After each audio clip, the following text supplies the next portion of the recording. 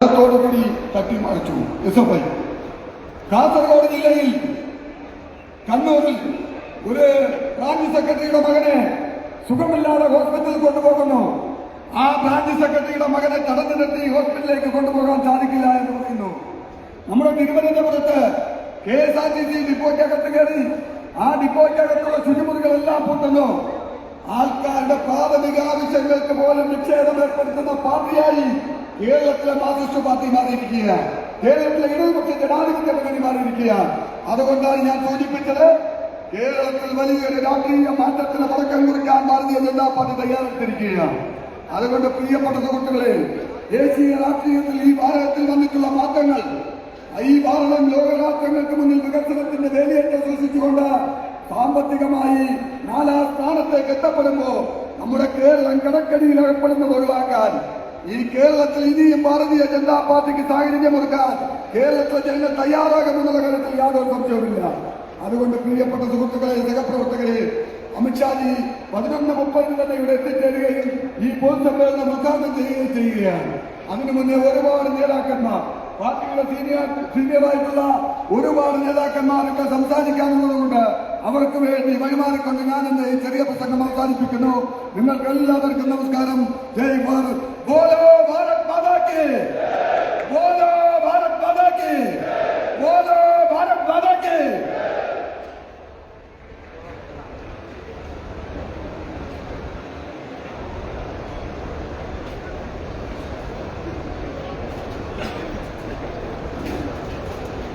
നമസ്കാരം.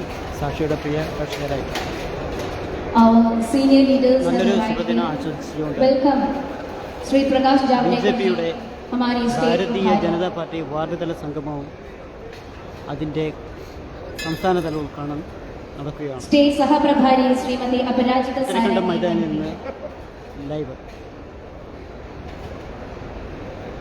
അടുത്തതായി വേദിയിൽ ആമുഖ പ്രസംഗം. തീപ്പൊരി പ്രസംഗം കൊണ്ട് കേരളക്കരയെ കയ്യിലെടുത്ത ഭാരതീയ ജനതാ പാർട്ടിയുടെ സംസ്ഥാന ജനറൽ സെക്രട്ടറി ശ്രീമതി ശോഭ സുരേന്ദ്രൻ അവരുടെ സാദരം ക്ഷണിച്ചുകൊള്ളുന്നു.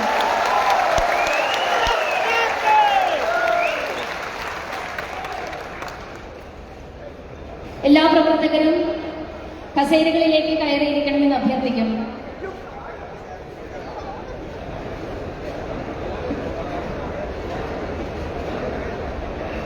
വേദിയിലുള്ള ആരാധനായിട്ടുള്ള ഭാരതീയ ജനതാ പാർട്ടിയുടെ കേരളത്തിൻ്റെ പ്രഭാരി ശ്രീ പ്രകാശ് ജാവ്ദേക്കർജി, സഹപ്രഭാരി ശ്രീമതി അപരാജിത സാരംഗി അവர்கள், ഭാരതീയ ജനതാ പാർട്ടിയുടെ സംസ്ഥാന തലത്തിലെ എൻ്റെ സഹപ്രവർത്തകരായിട്ടുള്ള മുഴുവൻ നേതാക്കന്മാർ, ഏറ്റവും പ്രിയപ്പെട്ട ഭാരതീയ ജനതാ പാർട്ടിയുടെ ഈ പ്രസ്ഥാനത്തിൻ്റെ ഓരോ തുടിപ്പും മിടിപ്പും അറിഞ്ഞും മനസ്സിലാക്കിയും എന്തെല്ലാം പരാജയങ്ങൾ ഏറ്റുവാങ്ങിയാലും അതിനെയെല്ലാം കഠിനമായി സഹിച്ച് ഈ പ്രസ്ഥാനത്തിൻ്റെ കുങ്കുമഹരിത പതാകയെ കയ്യിൽ ഉയർത്തിപ്പിടിച്ച് ഏത് സംഭവങ്ങളുണ്ടായാലും, അതായത് ഭാരതീയ ജനതാ പാർട്ടിയിൽ ആര് പ്രസിഡന്റാകുന്നു എന്ന് നോക്കാതെ പ്രസ്ഥാനമേൽപ്പിക്കുന്ന ഓരോ ചുമതലകളും കൃത്യമായി ചെയ്തു തീർക്കുന്ന എൻ്റെ പ്രസ്ഥാനത്തിൻ്റെ നാരായവേരുകളായിട്ടുള്ള സഹപ്രവർത്തകന്മാരായ സഹോദരി സഹോദരന്മാരെ, പ്രിയപ്പെട്ട മാധ്യമ സുഹൃത്തുക്കളെ, പോലീസ് അധികാരികളെ, എല്ലാവർക്കും ഹൃദയപൂർവ്വം നമസ്കാരം. വളരെ ദീർഘമായിട്ടുള്ള ഒരു പ്രസംഗത്തിൻ്റെ ആവശ്യകതയില്ല. നമ്മുടെ പ്രിയപ്പെട്ട, ഏറ്റവും പ്രിയപ്പെട്ട ഹോം മിനിസ്റ്റർ, ഈ രാജ്യത്തിൻ്റെ അഭിമാനം, ഏതാനും സമയത്തിനകം നമ്മുടെ ഈ വേദിയിലേക്ക് കടന്നു വരികയാണ്. അദ്ദേഹത്തെ കാണാൻ നേരത്തെ തിരുവനന്തപുരം സിറ്റി ജില്ലയുടെ അമരക്കാരൻ ശ്രീമാൻ കരമന ജയൻ പറഞ്ഞു, ഇന്ന് ലക്ഷദ്വീപത്തിൻ്റെ ദിനമാണ്. നമ്മളെല്ലാവരും ഇവിടെ ഒരുമിച്ച് കൂടുമ്പോൾ ആ ദിനത്തിൽ തന്നെ നമുക്കും വളരെ വലിയ സന്തോഷമുണ്ട്. കാരണം 27 ലോക രാജ്യങ്ങളുടെ പരമോന്നത ബഹുമതി നേടി ലോകത്തിന്റെ നെറുകയിൽ ആരാധനായുള്ള ശ്രീമാൻ നരേന്ദ്രമോദിജിയുടെ അദ്ദേഹത്തിന്റെ ശബ്ദം, അദ്ദേഹത്തിന്റെ വാക്ക്, അദ്ദേഹത്തിന്റെ പ്രവൃത്തി എല്ലാം കണ്ടുകൊണ്ട് 27 പരമോന്നതമായിട്ടുള്ള ബഹുമതികൾ ഏറ്റുവാങ്ങിക്കൊണ്ട് അദ്ദേഹം ലോകം മുഴുവൻ യാത്ര ചെയ്തത് നമുക്ക് വേണ്ടിയിട്ടാണ്, ഈ ഭാരതത്തിന് വേണ്ടിയിട്ടാണ്. സബ്കാ സാത്ത് സബ്കാ വികാസ് എന്ന് പ്രഖ്യാപിച്ചുകൊണ്ട് എല്ലാവർക്കും വികസനം എന്നുള്ള പോയിന്റിൽ അടിവരയിട്ടുകൊണ്ട് അദ്ദേഹം യാത്ര ചെയ്തപ്പോ ലോകത്തിന്റെ മുന്നിൽ തന്നെ ഈ ഭാരതത്തിന്റെ കഴിവ്, പ്രാപ്തി, ഇവിടുത്തെ അഭിനവ യുവാക്കളുടെയും യുവതികളുടെയും ലോകത്തിന്റെ മുന്നിലുള്ള കഴിവിന്റെ പ്രതിസ്ഫുരണം കാണിച്ചുകൊണ്ട് തന്നെയാണ് ഇന്ന് രാജ്യം ലോകത്തിന്റെ നെറുകയിൽ നിൽക്കുന്നത്. ആ ശ്രീമാൻ നരേന്ദ്രമോദി നമുക്ക് സുഹൃത്താണ്, നമുക്ക് വഴികാട്ടിയാണ്, നമുക്ക് രക്ഷകനാണ്.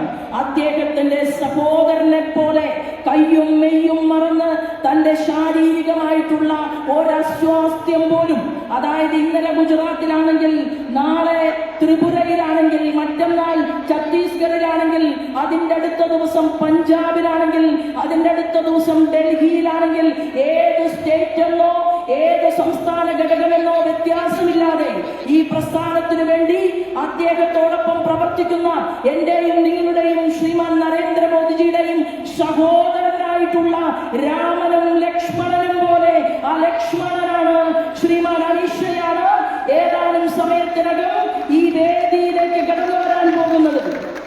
അദ്ദേഹം നമുക്കൊരു ദൗത്യം നൽകിയിട്ടുണ്ട്. അദ്ദേഹം നമുക്ക് നൽകിയിട്ടുള്ള ദൗത്യം എന്ന് പറയുന്നത് ഈ പ്രസ്ഥാനത്തെ കേരളത്തിലാകമാനം വളർത്തുക എന്നുള്ളതാണ്. ഈ പ്രസ്ഥാനത്തെ കേരളത്തിലാകമാനം വളർത്തുക എന്നുള്ള ദൗത്യം ഏറ്റെടുക്കാൻ വേണ്ടിയിട്ടാണ് ഞാൻ ഉൾപ്പെടെയുള്ള ഓരോ പ്രവർത്തകന്മാരും തയ്യാറായിട്ടുള്ളത്. കഴിഞ്ഞ ലോക്സഭാ തിരഞ്ഞെടുപ്പിൽ 20% വോട്ടും വാങ്ങി ഏതൊരു രാഷ്ട്രീയ പാർട്ടിയുടെയും മുന്നിൽ നാട്ടെല്ലാം നിവർത്തി നിൽക്കാനുള്ള ആർജവം ഈ പാർട്ടിക്ക് ഉണ്ടാക്കിയത് നിങ്ങളാണ് എന്ന് പറയാൻ അഭിമാനമുണ്ട്. ഈ കേരളത്തിലെ പൗരാവലിയും നമ്മളോടൊപ്പം ചേർന്നു എന്നുള്ളതാണ്. ഇന്ന് അമിത്ഷാജി ഈ വേദിയിലേക്ക് കടന്നു വരുമ്പോ പ്രിയപ്പെട്ടവരെ, നമ്മുടെ കേരളത്തിന്റെ കടമെന്ന് പറയുന്നത് എത്രയാണെന്നറിയുമോ? UDF 2011 അധികാരത്തിൽ വന്ന സമയത്ത് 78,673 കോടി രൂപ കടബാധ്യതയുള്ള സംസ്ഥാനമായിരുന്നു നമ്മൾ. അവിടെ നിന്ന് 5 കൊല്ലം ഈ ഭരണത്തെ UDF മുന്നോട്ട് കൊണ്ടുപോയി. 1.86 ലക്ഷം കോടി രൂപയുടെ കടബാധ്യത നമുക്ക് സമ്മാനിച്ചുകൊണ്ട് ആ UDFന്റെ ഭരണം അവര് അവസാനിപ്പിച്ചു. അവിടെ നിന്നാണ് പിണറായി വിജയൻ തുടങ്ങിയത്. 1.86 ലക്ഷം കോടിയിൽ നിന്ന് തുടങ്ങി ഇന്ന് 4.22 ലക്ഷം കോടിയിൽ കേരളത്തിന്റെ പൊന്നുതമ്പുരാൻ പിണറായി വിജയന്റെ ഭരണത്തിൽ ഞാനും നിങ്ങളും കടക്കാരായി മാറിയിരിക്കുമ്പോഴാണ് നേരത്തെ സൂചിപ്പിച്ചതുപോലെ ബിന്ദു എന്ന് പറയുന്ന വീട്ടമ്മയുടെ ദാരുണമായിട്ടുള്ള കൊലപാതകം ഉണ്ടായത്. അതൊരു സാധാരണ മരണമല്ല, അതൊരു കൊലപാതകമാണ്. കാരണം എനിക്കും നിങ്ങൾക്കും അവകാശപ്പെട്ടത്, കേരളത്തിലെ സാധാരണക്കാരന് അവകാശപ്പെട്ടത്, പാവപ്പെട്ടവന്റെ കുഞ്ഞിന് മരുന്ന് മേടിക്കാൻ വേണ്ടി അവനൊരു അത്യാസന്ന നിലയിലാണെങ്കിൽ അവനെയും മാറത്തടക്കി പിടിച്ചുകൊണ്ട് ഒരമ്മ തിരുവനന്തപുരം മെഡിക്കൽ കോളേജിലേക്ക് പോയാൽ വേണമെങ്കിൽ പായും തലയണയും വീട്ടിൽ നിന്ന് കൊണ്ടുവന്ന് വഴിയരികിൽ വിരിച്ചു കിടക്കണമെന്ന് പറയുന്ന കേരളത്തിലെ ആരോഗ്യ മേഖലയ്ക്ക് തീർച്ചയായിട്ടും ഉത്തരം പറയാൻ ബാധ്യസ്ഥതയുണ്ട്. ബിന്ദു എന്ന് പറയുന്ന എന്റെയും നിങ്ങളുടെയും സഹോദരിയുടെ ജീവിതം നഷ്ടപ്പെട്ടത് അത് കൊലപാതകമാണ്. കോൺഗ്രസിന്റെ UDFന്റെ നേതാക്കന്മാർ പലരും പരിതപിച്ചു, അവർ പലരും മുദ്രാവാക്യം വിളിച്ചു, അവർ പലരും സമരം നടത്തി. ഒരു ചെറുപ്പക്കാരനായിട്ടുള്ള UDFന്റെ ലീഡർ, കോൺഗ്രസിന്റെ ലീഡർ പറഞ്ഞു, എങ്ങനെ ഇത് സംഭവിച്ചു കോട്ടയത്ത്? അതാണ് ഞങ്ങളും ചോദിക്കുന്നത്. എങ്ങനെയാണ് ഇത് കോട്ടയത്ത് സംഭവിച്ചത്? കോട്ടയത്ത് നിന്ന് ദീർഘകാലം കേരളത്തിൽ ഒരു മുഖ്യമന്ത്രി ഉണ്ടായില്ലേ? കോട്ടയത്ത് നിന്ന് എത്രയോ മന്ത്രിമാർ. നിങ്ങളുടെ UDF ഗവൺമെന്റിനകത്ത് കോട്ടയത്ത് നിന്ന് ദീർഘകാലം അതിപ്രഗത്ഭരെന്ന് നിങ്ങൾ വിശേഷിക്കുന്നവർ മന്ത്രിസ്ഥാനത്തിരുന്നില്ലേ? ഈ മാർക്സിസ്റ്റ് ഇന്നത്തെ വാസവനെ പോലെയുള്ള ആളുകൾ കോട്ടയത്തിന്റെ മണ്ണിൽ നിന്നല്ലേ വളർന്നു വന്നത്.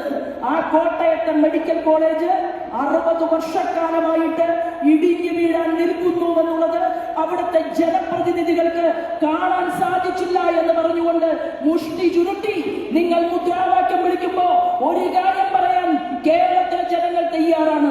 ഇടത്തോട്ടും വലത്തോട്ടുമല്ല, നേരേഖയിലൂടെ കേരളത്തിലെ ജനങ്ങൾ യാത്ര ചെയ്യും.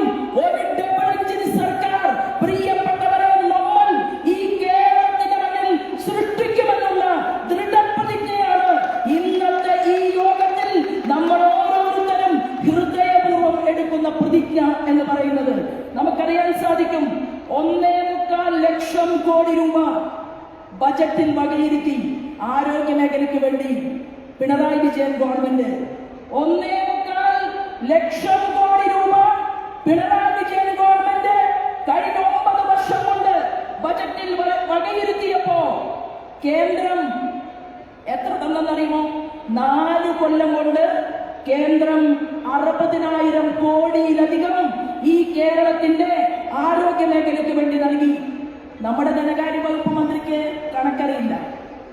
നമ്മുടെ ധനകാര്യ വകുപ്പ് മന്ത്രി മിസ്റ്റർ ബാലഗോപാലിന്റെ ധാരണ ഒരു കണക്കും വേണ്ട, ഒരു പൂജ്യവും വേണ്ട, ഒരു കുത്തും വേണ്ട, കോമയും വേണ്ട, ചോദിക്കുന്നത് മുഴുവൻ ചോദിക്കാത്തതും ചോദിക്കുന്നതും കേരളത്തിലേക്ക് കൊടുക്കുന്ന ശ്രീമാൻ നരേന്ദ്രമോദി ഉണ്ടല്ലോ. ആ നരേന്ദ്രമോദി ഓരോന്നിന്റെയും കണക്ക് പരിശോധിക്കുന്ന മനുഷ്യനാണ്. കാരണം എന്താണെന്നറിയുമോ? ഇത് നാട്ടിലെ ജനങ്ങളുടെ പണമാണ്. ഇതെനിക്കും നിങ്ങൾക്കും അവകാശപ്പെട്ടതാണ്. ഇവിടെ പാവപ്പെട്ട ഒരു വീട്ടമ്മ മരിച്ചു വീണു എന്ന് പറയുമ്പോ ഞാൻ മാധ്യമ സുഹൃത്തുക്കളോട് ഒരപേക്ഷയായിട്ട് പറയുകയാണ്, നിങ്ങൾ തിരുവനന്തപുരം മെഡിക്കൽ കോളേജിൽ യാത്ര ചെയ്യണം. ആ തിരുവനന്തപുരം മെഡിക്കൽ കോളേജിൽ MRI സ്കാൻ എത്ര എണ്ണമുണ്ട് മാധ്യമ സുഹൃത്തുക്കൾ പരിശോധിക്കണം. ആവശ്യത്തിന് മനുഷ്യർ ചെല്ലുന്ന തിരുവനന്തപുരം മെഡിക്കൽ കോളേജ് മുതൽ കാസർഗോഡിൽ പണി പൂർത്തിയായിട്ടും ഉദ്ഘാടന കർമ്മം നിർവഹിക്കാത്ത ആശുപത്രി വരെയുള്ള പ്രദേശങ്ങളിലെ കണക്കുകൾ നിങ്ങൾ പരിശോധിക്കണം. എന്തുകൊണ്ടാണ് MRI സ്കാൻ പണി മുടക്കുന്നത്? എന്തുകൊണ്ടാണ് പാവപ്പെട്ടവൻ ആശുപത്രിയിൽ ചെല്ലുമ്പോ ലബോറട്ടറി സംവിധാനമില്ലാത്തത്? തിരുവനന്തപുരത്ത് ഉള്ളൂരിലെ ലാബ് മാത്രമേ ഉള്ളൂ. പാവപ്പെട്ടവന് ലാബിൽ അവന്റെ രക്തം പരിശോധിക്കാൻ ഞാൻ പറയാൻ ആഗ്രഹിക്കുന്നു. ഉള്ളൂരിലെ ലബോറട്ടറി കൊടുക്കണമെന്ന് ആശുപത്രിയിലെ ഡോക്ടർമാർ ശഠിക്കുന്നു. എന്റെ ആശുപത്രിയിൽ സംവിധാനം ഒരുക്കാത്തത്? ആശുപത്രിയിലെ സൂപ്രണ്ട് പറഞ്ഞു, ഇവിടെ മരുന്നില്ല, ആവശ്യത്തിന് ചികിത്സിക്കാൻ ഡോക്ടർമാരില്ല, ഇവിടെ നേഴ്സുമാരില്ല എന്ന് പറഞ്ഞ ഡോക്ടർ ഹാരിസിന് മാർക്സിസ്റ്റ് പാർട്ടിയുടെ നേതൃത്വം തൂക്കിക്കൊല്ലാൻ ദൃഢപ്രതിജ്ഞയാണ് കേരളത്തിന്റെ മുഖ്യമന്ത്രിയുടെ മുന്നിൽ നമുക്ക് വെക്കാനുള്ളത്. ഞങ്ങൾ പ്രൊട്ടക്ഷൻ കൊടുക്കും. ചിഹ്നമായ അരിവാള് പോലെ നാട്ടല് വളച്ചു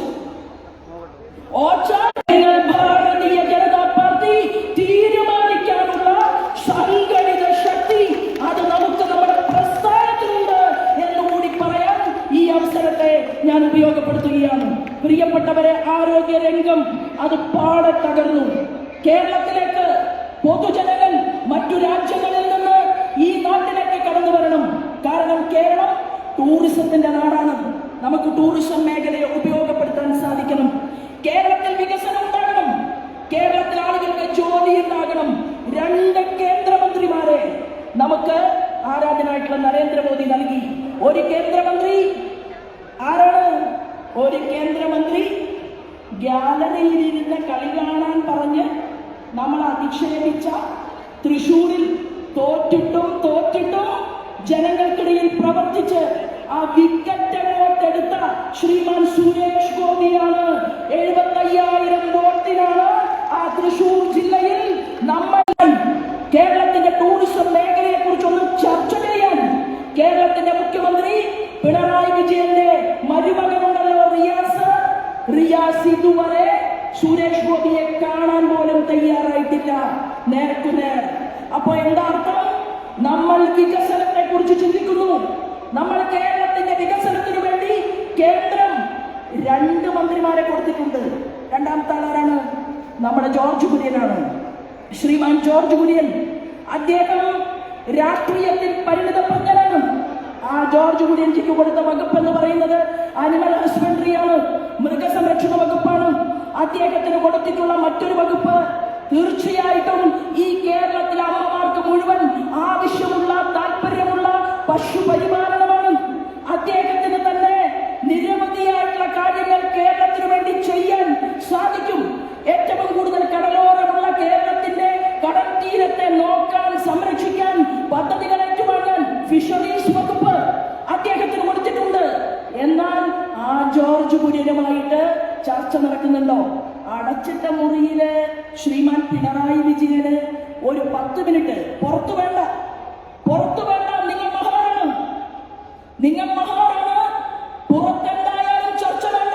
പക്ഷെ ഞങ്ങൾ ചോദിക്കുന്ന ചോദ്യം, നിങ്ങൾ അടച്ചിട്ട ഒരു മുറിയിൽ എത്രയോ ആളുകൾ നിങ്ങൾ കാണുന്നു. നിങ്ങൾ കേരളത്തിൽ ഒരു വലിയ യാത്ര നടത്തിക്കൊണ്ട്, ബസ്സിലൂടെ യാത്ര നടത്തിക്കൊണ്ട് എത്രയോ മണിക്കൂറുകൾ നിങ്ങൾ ദുരുപയോഗിച്ചു. ഒരു ഗുണവും ഉണ്ടായില്ല.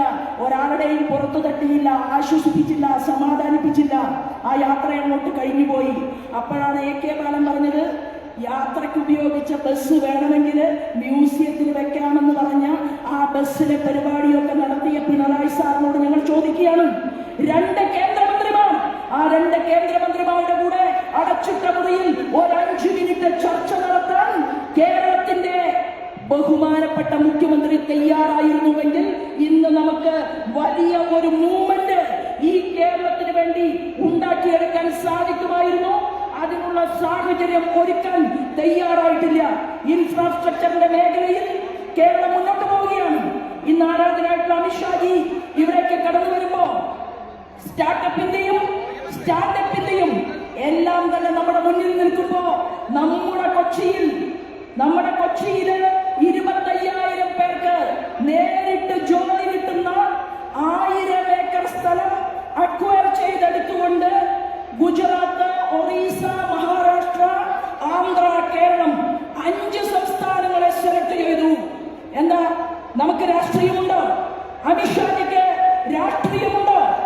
അമിത്ഷാജി കേരളത്തോട് രാഷ്ട്രീയ വിവേചനം കാണിച്ചിട്ടുണ്ട്. ആന്ധ്രയ്ക്കും ഒറീസയ്ക്കും ഗുജറാത്തിനും മഹാരാഷ്ട്രയ്ക്കും കൊടുക്കുന്നത് പോലെ കേരളത്തിന് 25,000 പേർക്ക് നേരിട്ട് തൊഴിൽ കിട്ടുന്ന, 50,000 പേർക്ക് പരോക്ഷമായിട്ട് തൊഴിൽ കിട്ടുന്ന റെയിലിന്റെയും റോഡിന്റെയും കടൽ തീരത്തിന്റെയും കണക്ടിവിറ്റി മാനിച്ചുകൊണ്ട് 1000 ഏക്കർ സ്ഥലത്ത് കൊച്ചിയിൽ കപ്പൽ നിർമ്മാണത്തിന്റെ ക്ലസ്റ്റർ വരികയാണ്. അതിന്റെ തീരുമാനം കേന്ദ്ര ഗവൺമെന്റ് എടുത്തു കഴിഞ്ഞിരിക്കുകയാണ്. പ്രിയപ്പെട്ടവരെ, ഞാൻ പറയാൻ ആഗ്രഹിക്കുന്നത്, ഇന്ത്യൻ നാഷണൽ കോൺഗ്രസ് എന്ന് പറയുന്ന പ്രസ്ഥാനം, ആ പ്രസ്ഥാനം ഇപ്പൊ വീണ്ടും വോട്ട് ചോദിക്കുകയാണ്. വരാൻ പോകുന്ന പ്രാദേശിക തെരഞ്ഞെടുപ്പിൽ ഇന്ത്യൻ നാഷണൽ കോൺഗ്രസ് വോട്ട് ചോദിക്കും. എന്തിനാണ് വോട്ട്? ഒരവസരം കൂടി തരണം എന്നാവശ്യപ്പെട്ടുകൊണ്ടാണ്. ആ വോട്ട് ചോദിക്കുമ്പോൾ നിങ്ങൾ തിരിച്ചു ചോദിക്കണം, 1956 മുതൽ കേരളത്തെ മാറി ഭരിക്കുകയും ഇന്ത്യയുടെ ഭരണകൂടത്തിന് നേതൃത്വം നൽകിയ കോൺഗ്രസ് കേരളത്തിലും നിങ്ങൾ ഭരിച്ചു. നിങ്ങൾ എന്ത് മാറ്റമാണ് ഉണ്ടാക്കിയത്? അതുകൊണ്ട് ജനങ്ങൾ ഭാരതീയ ജനതാ പാർട്ടിയുടെ വാക്കുകളെ ഏറ്റെടുത്തുകൊണ്ട് വികസിത കേരളം ഉണ്ടാക്കാൻ നമ്മൾ പരിശ്രമിക്കും. അതിൽ മാറാത്തത് മാറും എന്നുള്ള നമ്മുടെ പോയിന്റിൽ നിങ്ങൾ ഇവിടെ നിന്ന് ഞാനും ദൃഢപ്രതിജ്ഞ എടുക്കും. മാറാത്തത് നമ്മൾ ഒരുമിച്ച് മാറ്റും. ജനങ്ങൾക്കിടയിൽ ജോലിക്കാരെ പോലെ ഞാനും നിങ്ങളും പ്രവർത്തിക്കും. വരാൻ പോകുന്ന നാടുകളിൽ ഒരു ഡബിൾ എഞ്ചിൻ സർക്കാർ അത് കേരളത്തിൽ സൃഷ്ടിക്കും എന്ന് പ്രതിജ്ഞ എടുത്തുകൊണ്ട് നമ്മൾ പിരിഞ്ഞു പോകും എന്ന് മാത്രം സൂചിപ്പിച്ചുകൊണ്ട് ഞാൻ എന്റെ വാക്കുകൾ നിർത്തുന്നു. വന്ദേ മാതരം.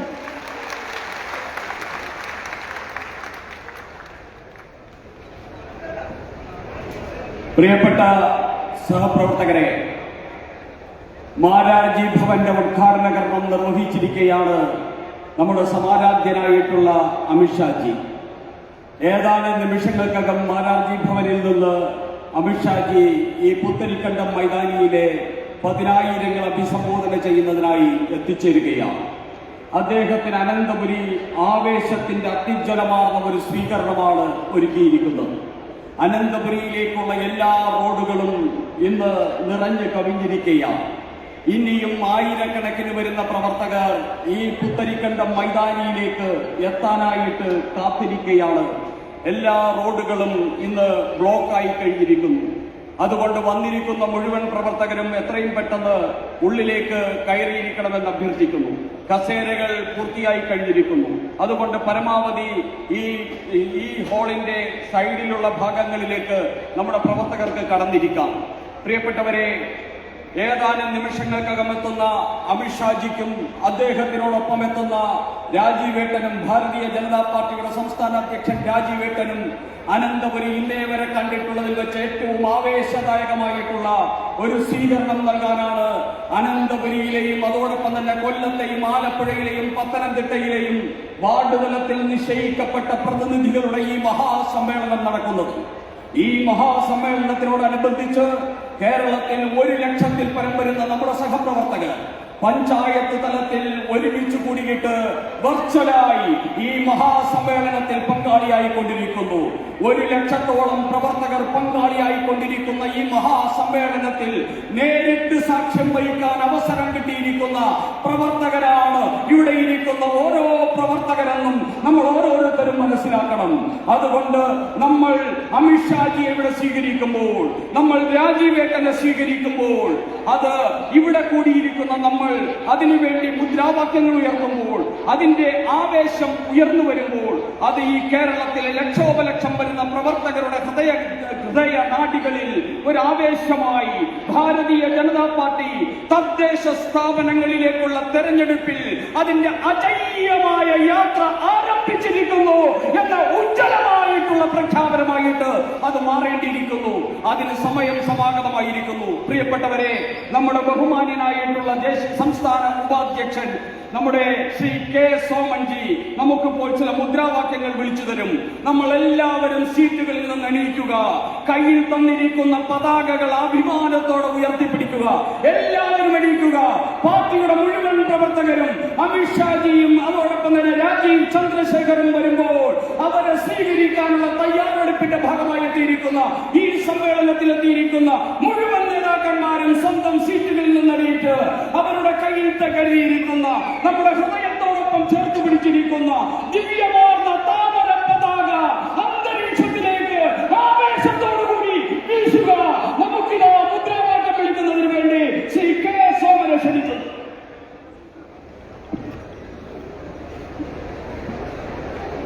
ജയ് ജയ് ഭാരത് മാതാ, ജയ് ജയ് ഭാരത് മാതാ, ജയ് ജയ് ബിജെപി, ജയ് ജയ് ബിജെപി, ജയ് ജയ് നരേന്ദ്ര മോദി, ജയ് ജയ് നരേന്ദ്ര മോദി, ജയ് ജയ് അമിത്ഷാജി, ജയ് ജയ് അമിത്ഷാജി, ജയ് ജയ് ഭാരത് മാതാ, ജയ് ജയ് വികസിത കേരളം, വികസിത കേരളം ബിജെപി, വികസിത കേരളം ബിജെപി, വികസിത ഭാരതം ബിജെപി, വികസിത ഭാരതം ബിജെപി, നാട് ഭരിക്കാൻ ബിജെപി, നാട് ഭരിക്കാൻ ബിജെപി, ചേർത്ത് പിടിക്കാൻ ബിജെപി, ചേർത്ത് പിടിക്കാൻ ബിജെപി, ജയ് ജയ് ഭാരത് മാതാ, ജയ് ജയ് ഭാരത് മാതാ. बोला भारत माता की जय, जय बीजेपी, जय जय भारत माता.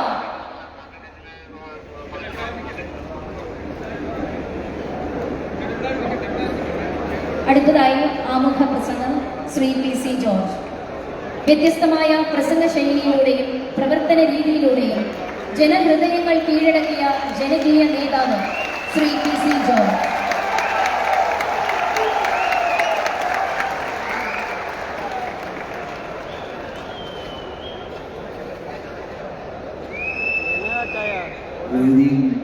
പുരുഷനായിട്ടുള്ള ഭാരതീയ ജനതാ പാർട്ടിയുടെ പ്രിയകരായ നേതാക്കന്മാരെ, ഈ സദസ്സിലെത്തിയിട്ടുള്ള BJPയുടെ ആത്മാർത്ഥതയുള്ള BJP. ഇപ്പോൾ വലിയൊരു പ്രശ്നം എന്താണെന്ന് ചോദിച്ചാൽ കേരളത്തിൽ ഇപ്പോൾ നമ്മുടെ BJPക്കാരെല്ലാം വർഗീയവാദികളാണ്. അതാണ് ഇവിടുത്തെ പ്രശ്നം. ഞാനൊരു വർഗീയവാദിയാണ്, നിങ്ങളെല്ലാവരും വർഗീയവാദികളാണ്, നമ്മൾ BJPക്കാരെല്ലാം വർഗീയവാദികളാണ്. ആരാണിത് പറയുന്നത്? ഇത് പറയുന്നത് ബഹുമാനപ്പെട്ട മുഖ്യമന്ത്രി പിണറായി വിജയനും കോൺഗ്രസിന്റെ നേതാക്കന്മാരും ഒരുമിച്ച് ചേർന്നുകൊണ്ട്. എനിക്ക് മനസ്സിലാകാത്തത്, ലോകത്തുള്ള മുഴുവൻ മുസ്ലിങ്ങളെക്കാൾ കൂടുതൽ മുസ്ലിം സഹോദരങ്ങൾ ഒരുമിച്ച് സന്തോഷത്തോടുകൂടി അഭിനന്ദനായ മോദിജി പ്രധാനമന്ത്രിയായി ഈ രാജ്യത്ത് താമസിക്കുമ്പോഴാണ് നമ്മുടെ മുഖത്ത് നോക്കി വർഗീയവാദി എന്ന് വിളിക്കുന്നത് എന്ന് നമ്മൾ ഓർക്കണം. ആരാണ് വർഗീയവാദികൾ? ജമാഅത്ത് ഇന്ത്യയും പാകിസ്ഥാനുമായി യുദ്ധം ആരംഭിച്ചപ്പോൾ പാകിസ്ഥാൻ അനുകൂലമായ തീരുമാനമെടുത്തുകൊണ്ട് ഇന്ത്യക്കെതിരെ പ്രസ്താവന നടത്തിയ ജമാഅത്തെ ഇസ്ലാമിയെ കെട്ടിപ്പിടിക്കാൻ കോൺഗ്രസുകാർക്ക് ഓടി നടക്കുകയാണ്. ആ ജമാഅത്തെ ഇസ്ലാം പോലെ PDP, SDPI ഉൾപ്പെടെയുള്ള ഭീകര പ്രസ്ഥാനങ്ങൾക്ക് പിന്തുണ കൊടുക്കുന്ന CPM കോൺഗ്രസും ചേർന്നുകൊണ്ട് BJP ഈ രാജ്യത്തെ വികസന രംഗത്ത് വികസിത കേരളം, വികസിത ഭാരതം എന്ന് മുദ്രാവാക്യം നടക്കുന്ന BJP പ്രവർത്തകരെയും നേതാക്കന്മാരെയും വർഗീയവാദി എന്ന് വിളിച്ചാൽ അത് എത്രമാത്രം ശരിയാകും എന്ന് ഒന്ന് ആലോചിക്കേണ്ടതാണെന്ന് സൂചിപ്പിക്കാതിരിക്കാൻ കഴിയില്ല. എനിക്കൊരു സംശയം എന്താണെന്ന് ചോദിച്ചാൽ, ഇവിടെ മൊത്തമെടുത്ത് പരിശോധിക്കുമ്പോൾ എനിക്കൊരു സംശയം എന്താണെന്ന് ചോദിച്ചാൽ മറ്റൊന്നുമല്ല, അടുത്ത ഞാൻ ഒളിച്ചു വെക്കാൻ ഒരു അഹങ്കാരവും പറയുന്നില്ല, അടുത്ത 26 വർഷം ഒരു ത്രിതല പഞ്ചായത്ത് ഇപ്പൊ 5 മാസത്തിൽ നടക്കുമല്ലോ. ആ ത്രിതല പഞ്ചായത്ത് നടക്കുമ്പോൾ കേരളത്തിലെ ഏറ്റവും പ്രമുഖ പാർട്ടിയായി BJPയുടെ മെമ്പർമാർ ഉണ്ടാവും. ഒരു സംശയം ആർക്കും ആവശ്യമില്ല. ചേർന്നില്ല, നിങ്ങൾ എഴുതിയിട്ടോളൂ. ഞാൻ ഈ പുത്തരിക്കണ്ട മൈതാനത്ത് എന്ന് പറയുന്നു 26 നിയമസഭാ തെരഞ്ഞെടുപ്പ് നടക്കുമ്പോൾ 26 നിയമസഭാ തെരഞ്ഞെടുപ്പിൽ കേരളത്തിലെ പ്രമുഖ MLA-മാരുള്ള പാർട്ടിയായി ജനതാ പാർട്ടി മാറിയിരിക്കും. ഒരു തർക്കവും നിങ്ങൾക്ക് ആവശ്യമില്ല. അതുപോലെ തന്നെ വളരെ വിനയത്തോടുകൂടി പിണറായിയോടും കോൺഗ്രസോടും പറഞ്ഞു, നിങ്ങൾ രണ്ടു കൂട്ടരും ഒരേ വള്ളത്തിൽ യാത്ര ചെയ്യുന്നവരാണ്. നിങ്ങളുടെ കൂട്ടത്തിൽ കൂടിയിട്ട് കാര്യമില്ല, മാറ്റം ആവശ്യമാണ്. ഇവിടെ വികസിത കേരളം എന്ന മുദ്രാവാക്യമായിട്ടാണ് നമ്മുടെ സംസ്ഥാന പ്രസിഡന്റ് രാജീവ് ജി മുമ്പോട്ട് പോകുന്നത്. അതിനോട് അനുഭവം രേഖപ്പെടുത്തിക്കൊണ്ട് കേരളത്തിൽ അങ്ങോളം ഇങ്ങോളം ജനങ്ങൾ ശക്തമായി പ്രവർത്തിച്ചു വരികയാണ്. യാതൊരു സംശയം വേണ്ട, 29-ൽ മോദിജി പ്രഖ്യാപിച്ചതുപോലെ തെരഞ്ഞെടുപ്പ് നടക്കും.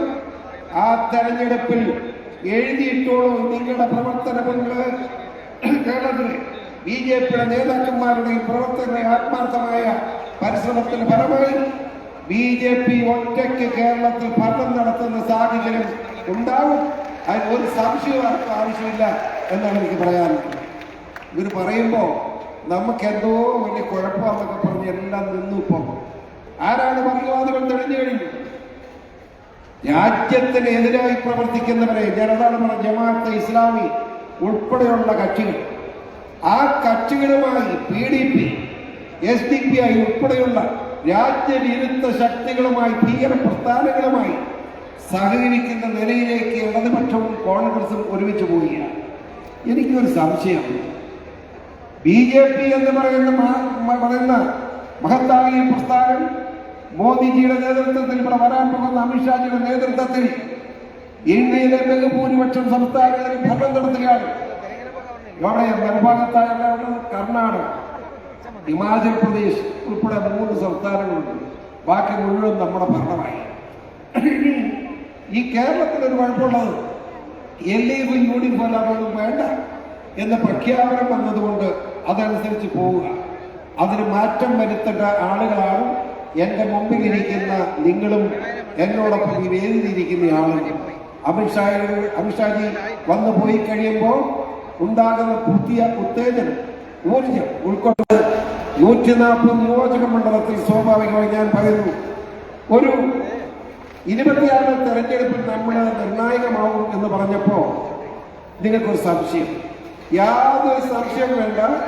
26 തെരഞ്ഞെടുപ്പ് കഴിയുമ്പോൾ കേരളത്തിലെ ഇടതുപക്ഷവും കേരളത്തെ UDF ഒരു മുന്നണിയായി മാറുന്നത് നിങ്ങൾക്ക് കാണാൻ കഴിയും. ഇപ്പോ കേരളം വിട്ടുകഴിഞ്ഞാൽ LDF UDF ഒരുമിച്ചാൽ ഇവിടെ ഞാൻ ചോദിക്കട്ടെ, ഡൽഹിയിലാവട്ടെ, പഞ്ചാബിലാവട്ടെ, UP-യിലാവട്ടെ, എവിടെ തെരഞ്ഞെടുപ്പ് നടന്നാലും കമ്മ്യൂണിസ്റ്റുകാരും അത് ഇല്ല, 1-2 ഉള്ളൂ. ഉള്ളതും കോൺഗ്രസ് ഒരുമിച്ചാണ്. അവർ രണ്ടല്ല. ആ നിലയ്ക്ക് എങ്ങനെ മുന്നോട്ട് പോകാൻ കഴിയും? പിന്നെ വേറെ കോൺഗ്രസിന്റെ ഇപ്പോഴത്തെ ഗതി എന്താ? ഒന്നാമത് ഞാൻ വ്യക്തിപരമായി ആരെ മോശക്കാരനാക്കാൻ നോക്കുകയല്ല, അത് ആവശ്യമില്ല, തെറ്റാണെന്ന് എനിക്കറിയാം. പക്ഷേ ഒരു അഖിലേന്ത്യാ പാർട്ടി ഒരു പ്രധാനമന്ത്രിയാകാൻ പോകുന്നയാള് ടീഷർട്ട് വിട്ടുകൊണ്ട് ഇംഗ്ലണ്ടിലും ജർമ്മനിയിലുമായി കറങ്ങി നടത്തുവാൻ ശരിയാകുമോ എന്ന് എനിക്ക് സംശയമുണ്ടെന്ന് മാത്രം ഞാൻ സൂചിപ്പിക്കുന്നു. അത് വളരെ പ്രധാനപ്പെട്ട കാര്യം. രാജ്യത്തെ ഭരണഘടന പൊക്കിക്കാണിച്ച ഭരണഘടനയുടെ ബഹുമാനം വേണ്ടേ? ആ ഭരണഘടനയെ ബഹുമാനിക്കുന്നവരുമായിട്ട് ബന്ധം വേണ്ടേ? ആ ഭരണഘടനയെ തകർക്കാൻ ശ്രമിക്കുന്ന കക്ഷികളുമായി കൂട്ടുചേരുന്ന ആളുകൾ വീണ്ടും ഭരണഘടനയും ചുമത്തുകൊണ്ട് നടന്നിട്ട് എന്താ കാര്യം? ആ ഭരണഘടനയെ മുറുകെ പിടിക്കാനുള്ള അവകാശം ഇന്ത്യ മഹാരാജ്യത്തെ BJP-യുടെ പ്രവർത്തകർക്കും നേതാക്കന്മാർക്കും ആണെന്ന് ഇവിടുത്തെ കോൺഗ്രസുകാരനും കമ്മ്യൂണിസ്റ്റുകാരനും അറിയണം എന്നാണ് വലിയ മനസ്സിൽ എനിക്ക് പറയാനുള്ളത്. ഞാൻ മറ്റു വിശദാംശങ്ങളൊന്നും കടക്കുന്നില്ല. ഇനിയും കൂടുതൽ പ്രസംഗങ്ങൾ നടത്താനുണ്ട്. തീർച്ചയായും അമിത്ഷായെ വരുന്നതിന് മുമ്പ് ഇവിടെ സംസാരിക്കാനുള്ള എല്ലാവർക്കും അവസരങ്ങൾക്കും ഒരു മര്യാദയാണ്. ഞാൻ കൂടുതലായിട്ട് സംസാരിച്ചു പോകുന്നില്ല. ഒരു കാര്യം വീണ്ടും ഞാൻ നിർത്തുന്നതിന് മുമ്പ് പറയുന്നു, നിങ്ങൾ ശ്രദ്ധിക്കണം. അടുത്ത ത്രിതല പഞ്ചായത്തിൽ ആര് ഇപ്പോ എന്റെ കമ്മിറ്റി കൂടി PC ജോറി ഇന്ന വാർഡിൽ മത്സരിക്കണമെന്ന് ഞാൻ മത്സരിക്കണം. അതായത് മുഴുപ്പൊന്നും നോക്കണ്ട. ഈ 26 പഞ്ചായത്ത് 5 മാസം കഴിയുമ്പോൾ നടക്കുന്ന പഞ്ചായത്ത് തെരഞ്ഞെടുപ്പിൽ ഒരു സംശയമില്ലാതെ എത്ര പഞ്ചായത്ത് നമുക്ക് കിട്ടി എന്നത് നിർണായകമാണ്. ആ മനസ്സോടുകൂടി നിങ്ങൾ നീങ്ങണം. നിർബന്ധമായി ഞാനിങ്ങനെ പഞ്ചായത്തിന് ഓടി നടന്നുകൊണ്ടിരിക്കുക, അതുകൊണ്ടാണ് പറയുന്നത്. പഞ്ചായത്ത് കിട്ടിയിട്ടേ നിയമസഭയിലേക്ക് പോകാൻ കഴിയും. അങ്ങനെ ഈ പഞ്ചായത്ത് തെരഞ്ഞെടുപ്പിൽ നിർണായകമായ ശക്തിയായി BJP-ക്ക് മാറാൻ കഴിഞ്ഞാൽ NDA-ക്ക് മാറാൻ കഴിഞ്ഞാൽ അടുത്ത 26 നിയമസഭാ തെരഞ്ഞെടുപ്പിൽ കേരളത്തിൽ ആര് ഭരിക്കണം എന്ന് തീരുമാനിക്കുന്ന MLA-മാരുള്ള ഒരു പാർട്ടിയായി NDA-ക്ക് മാറാൻ കഴിയും. അതിനുള്ള പ്രവർത്തനങ്ങൾ നിങ്ങൾ നടത്തണം എന്ന് മാത്രം അഭ്യർത്ഥിച്ചുകൊണ്ട് ഈ വലിയ മഹാസമ്മേളനത്തിൽ പങ്കെടുക്കാനെത്തിയ നിങ്ങൾക്ക് എല്ലാവർക്കും അഭിവാദ്യങ്ങൾ അർപ്പിച്ചുകൊണ്ട് ഞാൻ ചുരുക്കുന്നു. നന്ദി, നമസ്കാരം.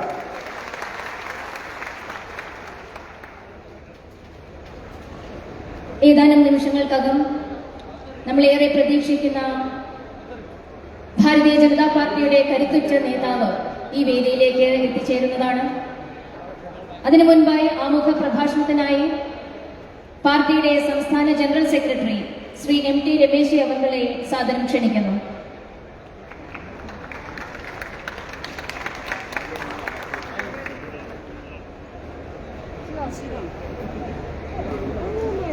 വേദിയിലും സദസ്സിലുമുള്ള ബഹുമാന്യരായ നേതാക്കളെ, പ്രിയപ്പെട്ട സഹപ്രവർത്തകന്മാരെ, സഹോദരന്മാരെ, എല്ലാവർക്കും നമസ്കാരം. ഭാരതീയ ജനതാ പാർട്ടിയുടെ വാർഡ് തലത്തിൽ പ്രവർത്തിക്കുന്ന പാർട്ടി നേതാക്കന്മാരുടെ വലിയ സംഗമമാണ് ഇന്ന് ഈ പുത്തരിക്കണ്ടം മൈതാനിയിൽ സംഘടിപ്പിച്ചിട്ടുള്ളത്. ആലപ്പുഴ മുതൽ തിരുവനന്തപുരം വരെയുള്ള നമ്മുടെ 8 സംഘടനാ ജില്ലകളിലെ വാർഡ് വികസന ടീം മെമ്പർമാർ എല്ലാവരും ഒരുമിച്ച് ഈ പുത്തരിക്കണ്ടത്തും ബാക്കിയുള്ള 22 ജില്ലകളിലെ വാർഡ് വികസന ടീം മെമ്പർമാർ അതാത് പഞ്ചായത്തിൽ ഒരുമിച്ചിരുന്ന വെർച്വൽ റാലിയുടെയും ഈ സമ്മേളനത്തിൽ സംബന്ധിക്കുകയും വരുന്ന 4 മാസക്കാലം തദ്ദേശ ഭരണ സ്ഥാപനങ്ങളെ തെരഞ്ഞെടുപ്പിന് വേണ്ടി തയ്യാറാവേണ്ടതിന്റെ ആവശ്യകതയെക്കുറിച്ച് അതിനാവശ്യമായിട്ടുള്ള ഊർജവും ഇന്ധനവും സമാഹരിക്കുക എന്ന ഉദ്ദേശത്തോടു കൂടിയാണ് പാർട്ടിയുടെ ബഹുമാന്യനായ നേതാവ് കേന്ദ്ര ആഭ്യന്തരമന്ത്രി ശ്രീ അമിത്ഷാജിയുടെ സാന്നിധ്യത്തിൽ ഈ വാർഡ് തല നേതൃസംഗമത്തിന് നാം സാക്ഷികളാകുന്നത്. ഭാരതീയ ജനതാ പാർട്ടി കേരളത്തിൽ ക്രമാനുഗതമായ വളർച്ച പ്രാപിക്കുന്ന ഒരു പാർട്ടിയാണ്. കഴിഞ്ഞ 10-30 വർഷക്കാലത്തെ നമ്മുടെ ചരിത്രത്തിൽ ഒരുപാട് വിജയങ്ങളും പരാജയങ്ങളും നമുക്കുണ്ടായിട്ടുണ്ട്. BJPയുടെ കേരളത്തിലെ ലക്ഷക്കണക്കിന് പാർട്ടി പ്രവർത്തകന്മാരും നേതാക്കന്മാരും ഈ വിജയത്തെയും പരാജയത്തെയും ഒരേപോലെ സ്വീകരിക്കാനും ഒരേപോലെ ഏറ്റുവാങ്ങാനും തയ്യാറായിട്ടുള്ളതാണ്.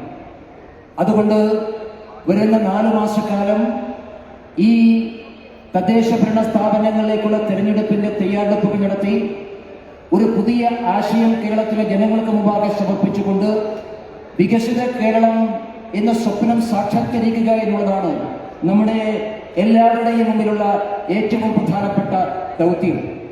ഈ സമ്മേളനത്തിൽ നാം മുമ്പോട്ട് വെക്കുന്ന ആശയം, ഈ സമ്മേളനം മുതൽ കേരളത്തിലെ എല്ലാ ജനങ്ങളുടെയും മുമ്പാകെ നാം മുമ്പോട്ട് വെക്കുന്ന പ്രധാനപ്പെട്ട ആശയം വികസിത കേരളം എന്നുള്ളതാണ്.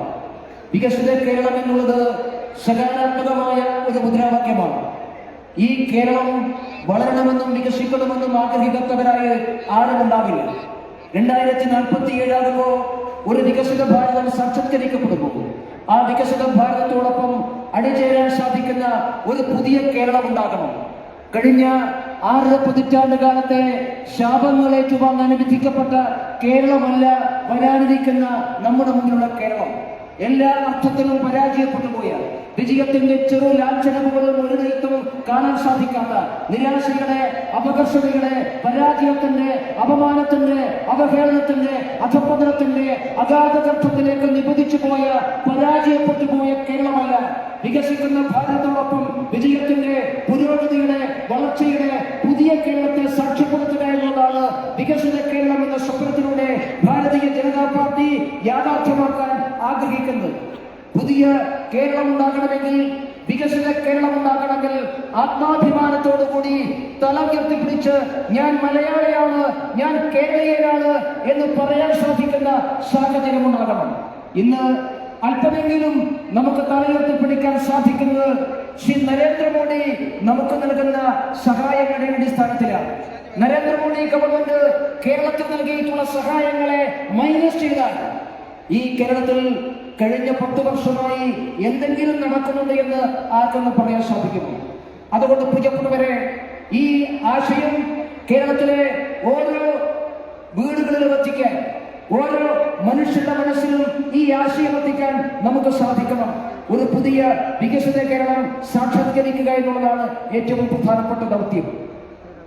വികസിത കേരളം സാക്ഷാത്കരിക്കുമ്പോൾ വികസിത ഗ്രാമങ്ങളും വികസിത വാർഡുകളും ഉണ്ടാകണം.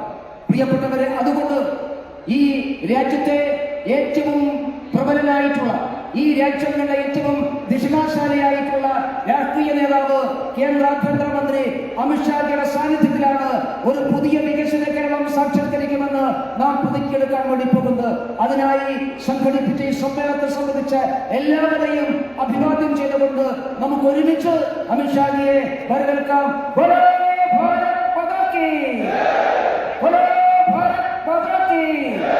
സ്വാഗതം, സുസ്വാഗതം. അമിത്ഷാജിക്ക് സ്വാഗതം. ജയ് ജയ് ഭാരത് മാതാ. ഞാൻ എഴുന്നേറ്റ് നിൽക്കുക, കൊടി വീശുക. അമിത്ഷാജി എത്തിക്കൊണ്ടിരിക്കുന്നു. ജയ് ജയ് ഭാരത് മാതാ. ജയ് ജയ് BJP. ജയ് ജയ് നരേന്ദ്രമോദി. കൈ ഉയർത്തി ഉറക്ക മുദ്രാവാക്യം വിളിക്കണം. ജയ് ജയ് നരേന്ദ്രമോദി. ജയ് ജയ് ഭാരത് മാതാ. ജയ് ജയ് അമിത്ഷാജി. ജയ് ജയ് അമിത്ഷാജി. ജയ് ജയ് നഡ്ഡാജി. ജയ് ജയ് നരേന്ദ്രമോദി. ജയ് ജയ് രാജീവേട്ടൻ. സ്വാഗതം, സുസ്വാഗതം. അമിത്ഷാജിക്ക് സ്വാഗതം.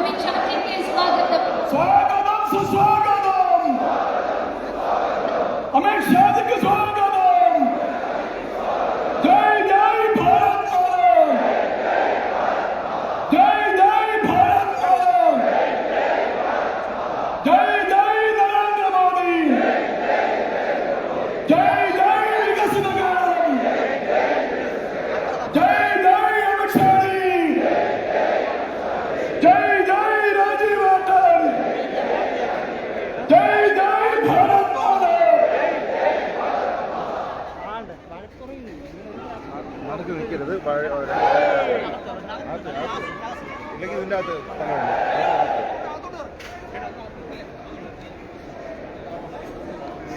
അവർക്ക് മാത്രമാണ് അവിടെ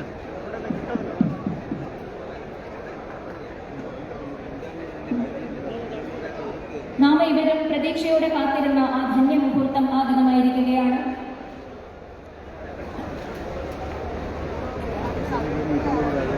കേന്ദ്ര ആഭ്യന്തരമന്ത്രി ശ്രീ അമിത്ഷാജി വേദിയിലെത്തിയിരിക്കുകയാണ്. ഒപ്പം പാർട്ടിയുടെ സംസ്ഥാന അധ്യക്ഷൻ ശ്രീ രാജീവ് ചന്ദ്രശേഖർജി. നമ്മുടെ സംസ്ഥാന അധ്യക്ഷൻ രാജീവേട്ടന് ഹാരാർപ്പണം നടത്തുന്നതിനായി തിരുവനന്തപുരം സിറ്റി ജില്ലാ ജനറൽ സെക്രട്ടറി ശ്രീ പാപ്പനംകോട് സജി അവർകളെ സാദരം ക്ഷണിച്ചു.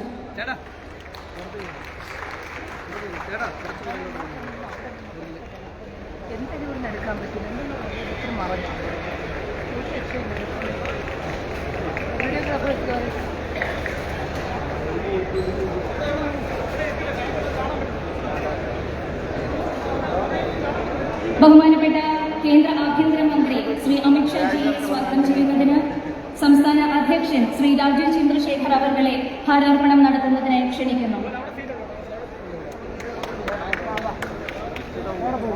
Sir, it is a Kamal printed traditional mundo crafted by the Khadi workers of Balramapuram handloom with love.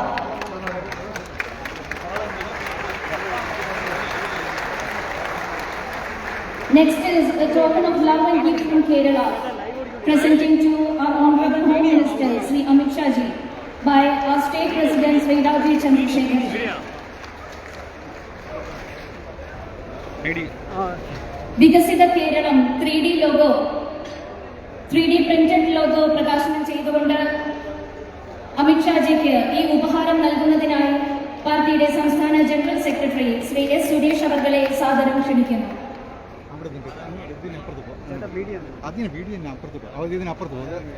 Thiruvananthapuram, കൊല്ലം, പത്തനംതിട്ട, ആലപ്പുഴ ജില്ലാ പ്രസിഡന്റുമാർപ്പണം നടത്തുന്നതിനായി തിരുവനന്തപുരം ജില്ലയുടെ അധ്യക്ഷന്മാരെ സാദരം ക്ഷണിക്കുന്നു.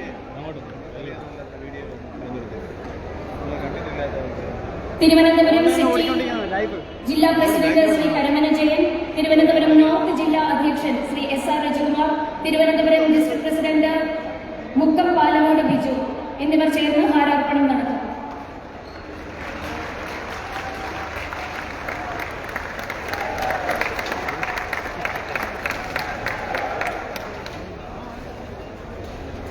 അടുത്തതായി കൊല്ലം വെസ്റ്റ് ജില്ലാ അധ്യക്ഷൻ ശ്രീ S ജയപ്രശാന്ത്, കൊല്ലം ഈസ്റ്റ് ജില്ലാ അധ്യക്ഷൻ ശ്രീമതി R രാജീവ് പ്രസാദ്, പത്തനംതിട്ട ജില്ലാ അധ്യക്ഷൻ ശ്രീ VA സൂരജ്, ആലപ്പുഴ സൗത്ത് ജില്ലാ അധ്യക്ഷൻ ശ്രീ R സന്ദീപ് വജസ്വതി, ആലപ്പുഴ നോർത്ത് ജില്ലാ അധ്യക്ഷൻ ശ്രീ PK ബിജോയ് എന്നിവർ ചേർന്ന് ഹാരാർപ്പണം നടത്തും.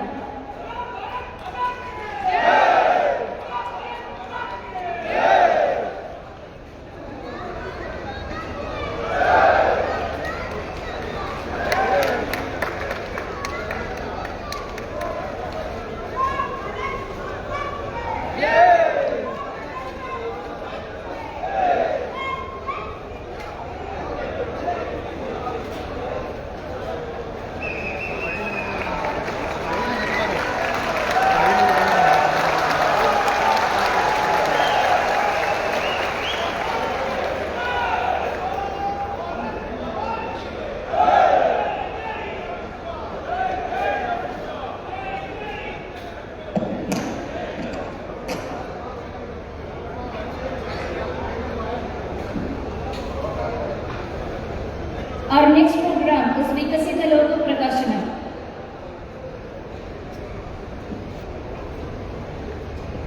It's a gift. It's a 3D printed model of our motto Vikasita Kerala, placed on our traditional Chundam modern model.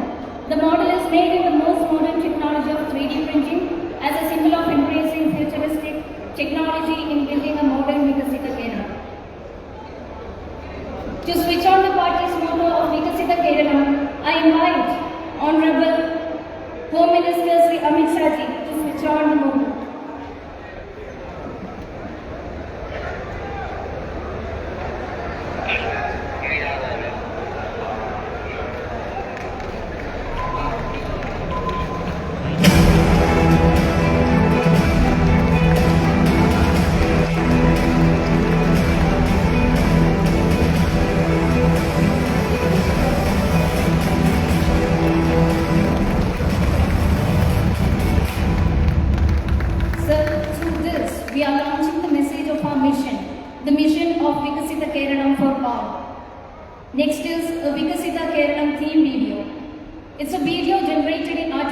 intelligence.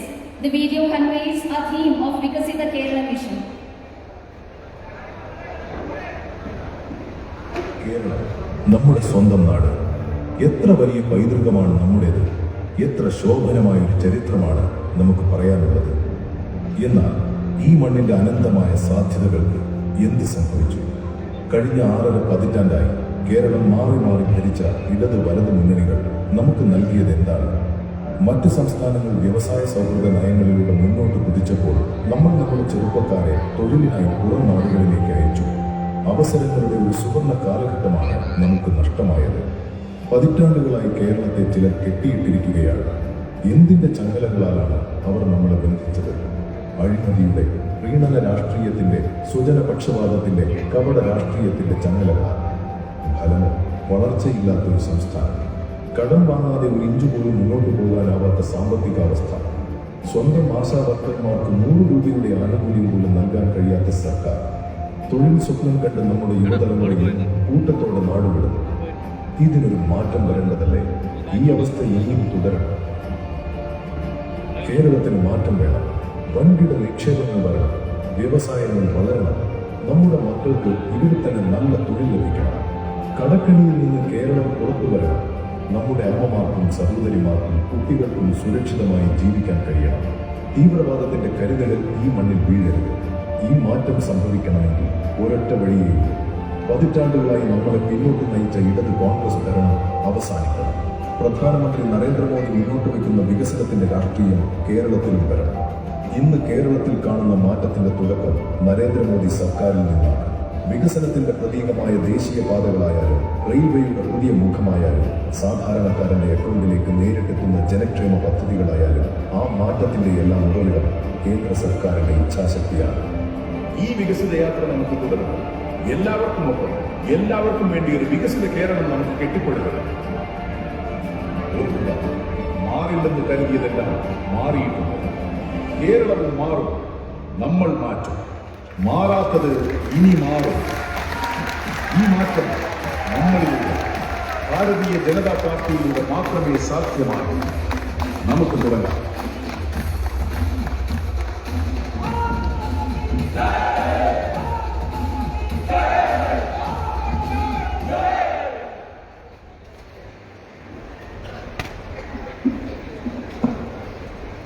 ഗുജറാത്തിൽ ജനിച്ച് കർണാടകയിൽ നിന്ന് വ്യവസായ പ്രമുഖനായി വളർന്ന മലയാളിയായ രാജീവ് ചന്ദ്രശേഖർ 2006 ബിജെപിയിലൂടെ രാഷ്ട്രീയ ജീവിതം ആരംഭിച്ചു.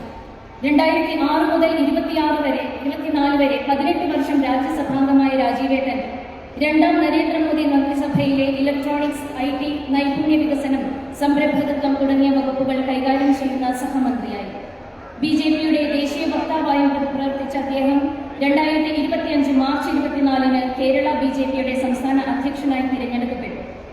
വികസിത കേരളം യാഥാർത്ഥ്യമാക്കാൻ തന്റേതായ മാർഗങ്ങളും ശൈലികളും ആവിഷ്കരിച്ചുകൊണ്ട് കേരളത്തിലെ ഭാരതീയ ജനതാ പാർട്ടിയെ മുന്നോട്ട് നയിക്കുന്ന ജനനേതാവ്, മോദിജിയുടെ വികസിത ഭാരതം എന്ന കാഴ്ചപ്പാട് യാഥാർത്ഥ്യമാക്കാൻ, വികസിത കേരളം പടുത്തുയർത്താൻ അങ്ങയോടൊപ്പം അണിനിരക്കുന്നു ഓരോ ബിജെപി പ്രവർത്തകരും. ഏറെ അഭിമാനത്തോടെ അധ്യക്ഷ പ്രസംഗത്തിനായി രാജീവേട്ടനെ ക്ഷണിക്കുന്നു.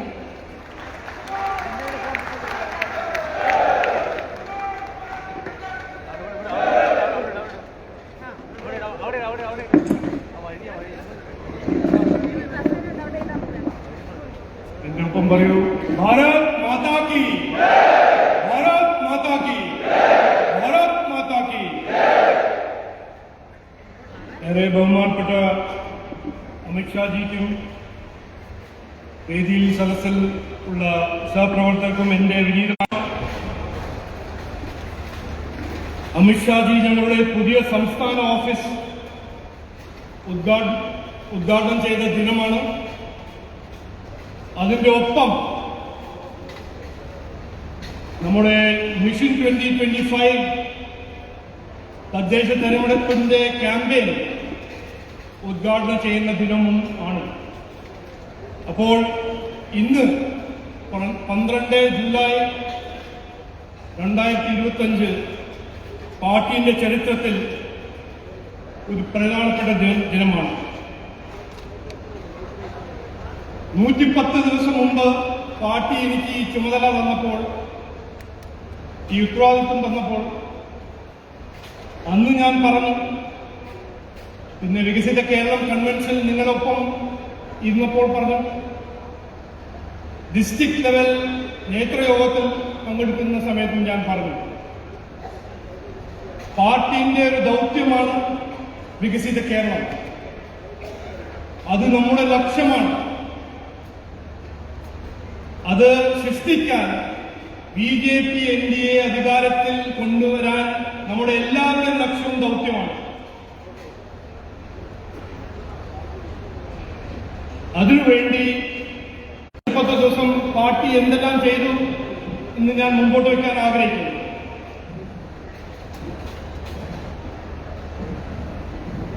ആദ്യമായി പാർട്ടി ഒറ്റക്കെട്ടായിട്ട് ടീം വികസിത കേരളം എന്നായി മാറി. 620 കൂടുതൽ ജില്ലാ ഭാരവാഹി പ്രഖ്യാപിച്ച് എല്ലാവരും പ്രവർത്തനത്തിൽ ഇറങ്ങി. 30 വികസിത കേരളം കൺവെൻഷനിൽ പ്രവർത്തകരൊപ്പം ഇരുന്ന് ഈ വികസിത കേരളം എന്ന നരേന്ദ്രമോദിജിയുടെ കാഴ്ചപ്പാട് മുമ്പോട്ട് വെച്ചു. 30 നേതൃയോഗം, ഡിസ്ട്രിക്ട് ലെവൽ നേതൃയോഗം നടത്തി വരാൻ പോകുന്ന തദ്ദേശ തെരഞ്ഞെടുപ്പിന്റെ ടാർഗറ്റ് തീരുമാനിച്ചത് ഇന്ന് അമിത്ഷാജി എന്നോട് പറഞ്ഞു, മൊത്തം 23,000 വാർഡിൽ ഞങ്ങൾ മത്സരിക്കും. ഇത് മത്സരിക്കാൻ മാത്രമല്ല, ജയിക്കാനാണ് മത്സരിക്കാൻ പോകുന്നത്. അതിനുവേണ്ടി 18,000 വാർഡില് 6 പേരുടെ വികസിത കേരളം വാർഡ് കമ്മിറ്റികൾ രൂപീകരിക്കും. അപ്പോൾ ഇന്ന് 1,00,000-അധികം വാർഡ് ലെവലിലും മണ്ഡൽ ലെവലിലും ഡിസ്ട്രിക്ട് ലെവൽ ടീം ഇറങ്ങി പ്രവർത്തിക്കുന്നു. ഇത് 110 ദിവസം ഞങ്ങൾ ചെയ്ത കാര്യങ്ങളാണ്. ഒരു വികസിത കേരളം ഹെൽപ്പ് ഡെസ്ക്, അതിന്റെ കോൺസെപ്റ്റ് തീരുമാനിച്ച് രൂപീകരിച്ചു. ഇനി വരാൻ പോകുന്ന ദിവസത്തിൽ അത് എല്ലാ ഡിസ്ട്രിക്ട് ഓഫീസിൽ അത് ഞങ്ങൾ ഉദ്ഘാടനം ചെയ്യും. ഇത് മാത്രമല്ല, 110 ദിവസം ഇവിടെ കോൺഗ്രസ് ആയ പ്രതിപക്ഷ പാർട്ടി വിട്ടുനിൽക്കുമ്പോൾ ആ പ്രതിപക്ഷത്തിന്റെ ചുമതല എടുത്ത് BJP സംസ്ഥാന സർക്കാരിനെതിരെ സമരവും പ്രതിഷേധം നടത്തി. ജനങ്ങൾക്ക് വേണ്ടി ആരോഗ്യ മേഖലയിലും വിദ്യാഭ്യാസ മേഖലയിലും അഴിമതിക്കെതിരെ കോട്ടയത്തിന്റെ ബിന്ദുവും തിരുവനന്തപുരം കോർപ്പറേഷന്റെ ജോയും നിലമ്പൂരിന്റെ അനന്തുവിന് വേണ്ടി സംസ്ഥാന സർക്കാരിനെ ഇന്ത്യ അലയൻസിന് പങ്കാളിയായിട്ട് ഇവിടെ കോൺഗ്രസ് പ്രതിപക്ഷ പാർട്ടിയുടെ ചുമതല ഒന്നും ചെയ്യുന്നില്ല.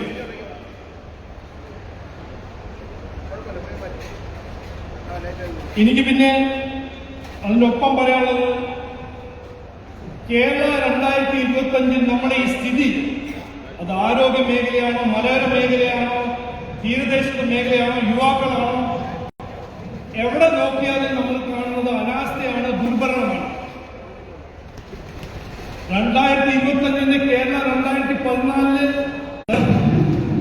കഴിഞ്ഞ കാലത്ത് നമ്മളെല്ലാം കണ്ടല്ലോ, തിരുവനന്തപുരം മെഡിക്കൽ കോളേജിൽ നടന്ന അവിടെ ഡോക്ടർ ഹാരിസ് പറഞ്ഞ കാര്യങ്ങൾ, കോട്ടയത്തിൽ നടന്ന ബിന്ദുവിന്റെ മരണം, ദുഃഖകരമായ മരണം, ഒരു കുറ്റകരമായ അനാസ്ഥയുടെ കാരണമാണ് മരണം. ഈ സർക്കാർ ഇപ്പോൾ 9 കൊല്ലം നടന്ന സർക്കാരും പ്രതിപക്ഷ പാർട്ടിയും ഒന്നും ചെയ്തിട്ടില്ല, ഒന്നും ചെയ്യാൻ അവർക്ക് താല്പര്യമില്ല. 2014 ഇന്ത്യയിൽ ആ സ്ഥിതിയിൽ നിന്ന് രക്ഷിച്ചതും ഒരു ട്രാൻസ്ഫോർമേഷൻ, കുതിച്ച മാറ്റം കൊണ്ടുവന്നത് നരേന്ദ്രമോദിജിയാണ്. കഴിഞ്ഞ 11 കൊല്ലം നരേന്ദ്രമോദിജി 10 കൊല്ലം ഭരിച്ച UPA സർക്കാരിന്റെ തകർച്ച മാറ്റിക്കൊണ്ടത് നരേന്ദ്രമോദിജിയാണ്. 2014 നമുക്കെല്ലാവരും പറയാം, 5ാമത്തെ ഏറ്റവും കൂടുതൽ വിലക്കയറ്റം. ഇതിനെക്കുറിച്ച് സംസ്ഥാന സർക്കാരിനൊന്നും പറയാനുമില്ല, ഒന്നും ചെയ്യാനുമില്ല. അതിന്റെ ഒപ്പം തന്നെ പ്രതിപക്ഷ പാർട്ടി കഴിഞ്ഞ 9 കൊല്ലം തൊഴിലില്ലായ്മയെ കുറിച്ചോ ആരോഗ്യ മേഖലയെ കുറിച്ചോ ജമാഅത്തെ ഇസ്ലാമിക്കൊപ്പം. അപ്പോ ആ ഒരു ഇരട്ടത്താപ്പ് നമ്മളെല്ലാവരും കണ്ടിട്ടുണ്ട് നിലമ്പൂരിൽ. അതാണ് അവരുടെ രാഷ്ട്രീയം. അവസരവാദ രാഷ്ട്രീയം, പ്രീത രാഷ്ട്രീയം, ദുർഭരണം, ജനങ്ങളുടെ എതിരെ ജനങ്ങളെ ബുദ്ധിയാക്കുന്ന ഒരു അവസരവാദ രാഷ്ട്രീയത്തിനെ തോൽപ്പിക്കും.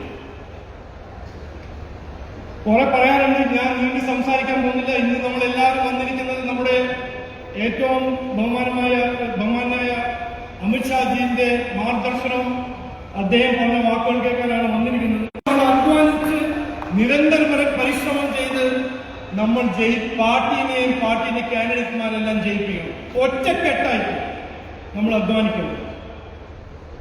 ഈ ഇലക്ഷൻ കഴിഞ്ഞിട്ട്, തദ്ദേശ തെരഞ്ഞെടുപ്പ് കഴിഞ്ഞിട്ട് അമിത്ഷാജി ഇവിടെ വന്നാൽ, നരേന്ദ്രമോദിജി ഇവിടെ വരുമ്പോൾ ഇങ്ങനത്തെ ഒരു സദസ്സിൽ എല്ലാവർക്കും നമസ്കാരം, നന്ദി, ജയ് ഹിന്ദ്, ഭാരത് മാതാ കി, ഭാരത് മാതാ കി, ഭാരത് മാതാ കി. അങ്ങയുടെ വിലയേറിയ വാക്കുകൾക്ക് നന്ദി. വികസിത കേരളം എന്ന സ്വപ്നം സാക്ഷാത്കരിക്കുന്നതിനായി ഭാരതീയ ജനതാ പാർട്ടിയുടെ എല്ലാ കാര്യകർത്താക്കളും ഒറ്റക്കെട്ടായി അങ്ങേക്കൊപ്പമുണ്ടാകും. Next is the long-awaited inauguration ceremony. On dais, we have the excellent organizer and a shrewd politician, the master strategist, Sri Amit Shah Ji, who performs outstanding contributions to strengthen the party and the government, who does tremendous effort. Sri Sandeep Ajaswati for doing the translation.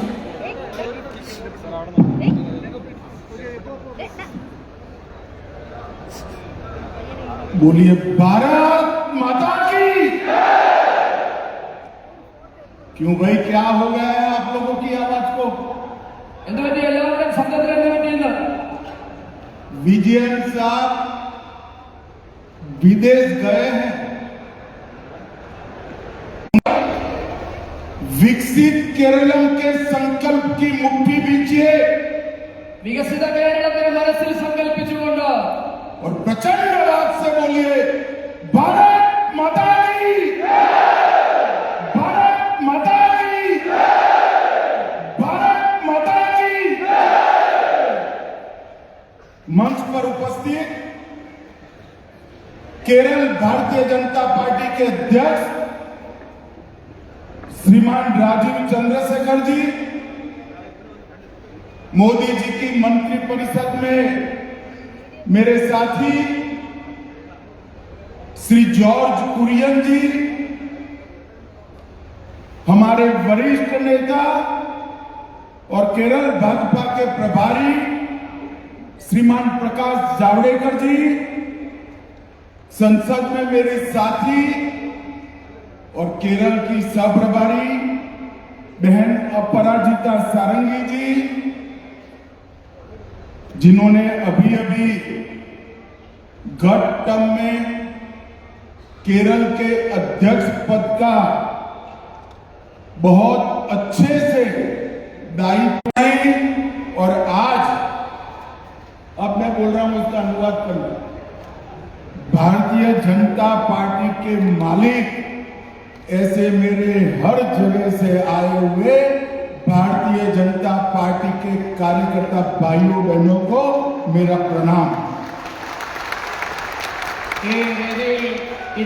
Bharatiya Janata പാർട്ടിയുടെ സംസ്ഥാന അധ്യക്ഷൻ ശ്രീ രാജീവ് ചന്ദ്രശേഖർ, മന്ത്രിസഭയിലെ സഹപ്രവർത്തകനായ ശ്രീ കേരളത്തിന്റെ വിവിധ ഭാഗങ്ങളിൽ നിന്ന് വന്നിരിക്കുന്ന ഭാരതീയ ജനതാ പാർട്ടിയുടെ എല്ലാമായ പ്രിയ സഹപ്രവർത്തകർക്ക് എന്റെ സാദര നമസ്കാരം. सबसे पहले मैं महान मलयाली भाषा में बोल नहीं पाता हूं, इसलिए आप सबसे क्षमा मांगकर मेरी बात की शुरुआत करता हूं। മലയാളത്തിൽ സുന്ദരമായ മലയാളത്തിൽ നിങ്ങളോട് സംസാരിക്കാൻ സാധിക്കാത്തതിൽ നിങ്ങളോട് എല്ലാവരോടും ഞാൻ ക്ഷമ ചോദിക്കുകയാണ്. भाइयों बहनों, मैं सबसे पहले श्री मन्नत पद्मनाभन जी की इस भूमि को, नारायण गुरु की ये भूमि को, महात्मा अय्यन काली की भूमि को और पंडित करूपन की भूमि को प्रणाम कर कर मेरी बात की शुरुआत करने का ആദ്യമായി ഈ നാടിന്റെ മഹാനായ പുത്രൻ ശ്രീമാൻ മന്നത്ത് പത്മനാഭൻ, ശ്രീനാരായണ ഗുരുദേവൻ, മഹാത്മാ അയ്യൻകാളി, പണ്ഡിറ്റ് കറുപ്പൻ എന്നീ മഹാന്മാർക്ക് ജന്മം നൽകിയ ഈ നാടിനെ ഞാൻ ആദ്യമായി വണങ്ങുന്നു. यही भूमि है जहां आदि शंकर का जन्म हुआ. वेद, वेदांत, ब्रह्मसूत्र, वैदिक गणित और कई सारे फिलसफी के ग्रंथों की रचना आदि शंकराचार्य ने की है. आज मैं मनपूर्वक आदि शंकराचार्य की महान आत्मा को प्रणाम कर कर मेरी बात की शुरुआत करता हूं. വേദവേദാന്തങ്ങൾക്ക് ഭാഷ്യം രചിച്ച, ബ്രഹ്മസൂത്രത്തിന് ഭാഷ്യം രചിച്ച, ഭഗവത്ഗീതയ്ക്ക് ഭാഷ്യം രചിച്ച ആദിശങ്കരൻ പിറന്ന ഈ നാടിനെ ഞാൻ ആദ്യമായി പ്രണമിച്ചുകൊണ്ട്, ആദിശങ്കരന്റെ പാതാരവിന്ദങ്ങളിൽ നമിച്ചുകൊണ്ട് എന്റെ പ്രസംഗം ആരംഭിക്കുകയാണ്. और अभी थोड़े समय पहले मैं केरल प्रदेश भारतीय जनता पार्टी के भव्य कार्यालय का उद्घाटन कर आया हूं. जब मैं उद्घाटन का दीप प्रज्वलन कर रहा था तब मेरे मन में वो सैकड़ों बलिदानी कार्यकर्ताओं का याद आता था जिन्होंने अपनी जान देकर हमारी विचारधारा और हमारी पार्टी के लिए अपना सर्वोच्च बलिदान दिया है. उनको भी मैं प्रणाम करना चाहता हूं. അല്പസമയം മുൻപാണ് ഭാരതീയ ജനതാ പാർട്ടിയുടെ അതിസുന്ദരമായ സംസ്ഥാന ആസ്ഥാനം ഞാൻ ഉദ്ഘാടനം ചെയ്തത്. അത് ഉദ്ഘാടനം ചെയ്യുമ്പോൾ എന്റെ മനസ്സിലേക്ക് ഓടി വന്നത് ഈ പ്രസ്ഥാനത്തിന് വേണ്ടി, ഈ ആദർശത്തെ ഈ മണ്ണിൽ ഉറപ്പിച്ചു നിർത്തുന്നതിന് വേണ്ടി ജീവൻ കൊടുത്ത നൂറുകണക്കിന് ധീരബലിദാനികളുടെ മുഖങ്ങളാണ് എന്റെ മനസ്സിലേക്ക് ഓടി വന്നത്. അവർക്കെല്ലാവർക്കും ഞാൻ എന്റെ പ്രണാമം അർപ്പിക്കുന്നു. मैं 12 साल से केरल आ रहा हूं. केरल की राजनीतिक गतिविधियों से अच्छी तरह से वाकिफ हूं. भाई, ഞാൻ കഴിഞ്ഞ 10-15 വർഷമായി കേരളത്തിൽ വന്ന് കേരളത്തിന്റെ രാഷ്ട്രീയത്തെ വളരെ നന്നായി മനസ്സിലാക്കിയിട്ടുണ്ട്. अन्य दलों की जितनी जनसभा होती है, इतना बड़ा कार्यकर्ता सम्मेलन भारतीय जनता पार्टी ने किया है. वो केरल में भारतीय जनता पार्टी के भविष्य का परिचय है. കേരളത്തിൽ ഇത്രയും വലിയ സമ്മേളനം, ഇത്രയും സാധാരണ മനുഷ്യർ പങ്കെടുക്കുന്ന ഒരു സമ്മേളനം നടത്തുന്നത് ഭാരതീയ ജനതാ പാർട്ടിയാണ്. ഈ സമ്മേളനം കാണുമ്പോൾ എനിക്ക് ഉറപ്പാണ് കേരളത്തിൽ ഭാരതീയ ജനതാ പാർട്ടിയുടെ ഭാവി ശോഭനമാണ്, കരുത്തുറ്റതാണ്. आज केरल भारतीय जनता पार्टी के कार्यालय का उद्घाटन हुआ है. मैं केरल के प्रदेश अध्यक्ष जी को धन्यवाद करता हूं कि इन्होंने मुझे मौका दिया. इस कार्यालय का भूमि पूजन भी मैंने किया था और उद्घाटन भी मैंने किया. ഇന്ന് ഭാരതീയ ജനതാ പാർട്ടിയുടെ കാര്യാലയത്തിന്റെ ഉദ്ഘാടനം നടന്നിരിക്കുകയാണ്. ഞാൻ പാർട്ടിയുടെ സംസ്ഥാന അധ്യക്ഷനോട് അതിനൊരു അവസരം തന്നതിന് നന്ദി പറയുകയാണ്. ഉദ്ഘാടനം മാത്രമല്ല, അതിന്റെ ഭൂമി പൂജ നടത്താനുള്ള അവസരവും എനിക്ക് തന്നെയാണ് കിട്ടിയത്. और आज मैं प्रभु पद्मनाभ जी के चरणों में प्रार्थना करता हूं कि नूतन कार्यालय केरल में एनडीए की सरकार बनाने एक काम करने की जगह होती. भारतीय जनता पार्टी के लिए कार्यालय ये हमारे लिए मंदिर की स्थान जितना पवित्र स्थान है. നമുക്കറിയാം, മറ്റു രാഷ്ട്രീയ പാർട്ടികളുടെ ഓഫീസുകൾ എന്ന് പറഞ്ഞാൽ അവർക്ക് പ്രവർത്തിക്കാനുള്ള ഒരു ഇടം മാത്രമാണ്. എന്നാൽ ഭാരതീയ ജനതാ പാർട്ടിയെ സംബന്ധിച്ചിടത്തോളം നമ്മുടെ കാര്യാലയം എന്നുള്ളത് ക്ഷേത്രത്തോളം തന്നെ പവിത്ര. मगर की भारतीय जनता पार्टी इसका कोई अस्तित्व ही नहीं. കാര്യാലയം എന്നുള്ളത് നമ്മളുടെ ആദർശത്തിന്റെ ഇരിപ്പിടം കൂടിയാണ്. ഭാരതീയ ജനതാ പാർട്ടിയെ സംബന്ധിച്ചിടത്തോളം നമ്മുടെ പ്രവർത്തകന്മാരില്ലാതെ പാർട്ടിയില്ല. നമ്മുടെ പാർട്ടിയുടെ എല്ലാം എന്നുള്ളത് പ്രവർത്തകർ മാത്രമാണ്. इसलिए हमारे लिए केरल के सचिवालय में मुख्यमंत्री बिठाने से भी ज्यादा महत्वपूर्ण काम है कि हमारा कार्यालय कार्यकर्ताओं के माध्यम से विकसित केरल का एक नींव डालने का कार्यक्रम बने। അതുകൊണ്ട് നമ്മെ സംബന്ധിച്ചിടത്തോളം കേരളത്തിന്റെ നിയമസഭ देश के 140 करोड़ लोगों के सामने रखी। നമ്മുടെ ബഹുമാനപ്പെട്ട ആദരണീയനായ പ്രധാനമന്ത്രി വികസിത ഭാരതം എന്ന സങ്കല്പമാണ് രാജ്യത്തെ 145 കോടി ജനങ്ങളുടെ മുൻപാകെ അവതരിപ്പിച്ചിട്ടുള്ളത്. और मैं केरल के भाइयों बहनों को बताने आया हूं, विकसित भारत का रास्ता विकसित केरलम से होकर ही जाता है। കേരളത്തിലെ സഹോദരി സഹോദരന്മാരോട് ഞാൻ പറയാൻ ആഗ്രഹിക്കുന്നു, വികസിത ഭാരതം എന്നുള്ളത് വികസിത കേരളത്തിൽ കൂടിയാണ് സാധ്യമാകാൻ പോകുന്നത്. दक्षिण के शक्तिशाली राज्यों के विकास के बगैर विकसित भारत संभव ही नहीं। ദക്ഷിണ ഭാരതത്തിലെ സംസ്ഥാനങ്ങൾ വികസിക്കാതെ വികസിത ഭാരതം സാധ്യമാകാൻ പോകുന്നില്ല. और महान केरल राज्य जो अनेक संस्कृति വികസിത കേരളം എന്ന ഭാരതീയ ജനതാ പാർട്ടിയുടെ ആശയമാണ് കേരളത്തിന്റെ വികസനത്തിന് അടിസ്ഥാനമാകാൻ പോകുന്നത്. भाइयों बहनों, जिस आधार पर विकसित केरलम की कल्पना हम करते हैं, उसके मूल में मोदी जी के 3 सिद्धांत। पहला, करप्शन बगैर का गवर्नेंस। ഏത് അടിസ്ഥാനത്തിലാണോ നാം വികസിത കേരളം എന്ന സങ്കല്പം മുന്നോട്ട് വെക്കുന്നത്, അതിന്റെ അടിസ്ഥാനം എന്നുള്ളത് നരേന്ദ്രമോദി മുൻപോട്ടേക്ക് വെക്കുന്ന 3 കാര്യങ്ങളാണ്. അതിൽ ഒന്നാമത്തേതാണ് അഴിമതിരഹിത ഭരണം. दूसरा, सरकारी योजनाओं में कोई भेदभाव नहीं, വിവേചനമില്ലാതെ സർക്കാർ പരിപാടികളുടെ നടപ്പാക്കൽ.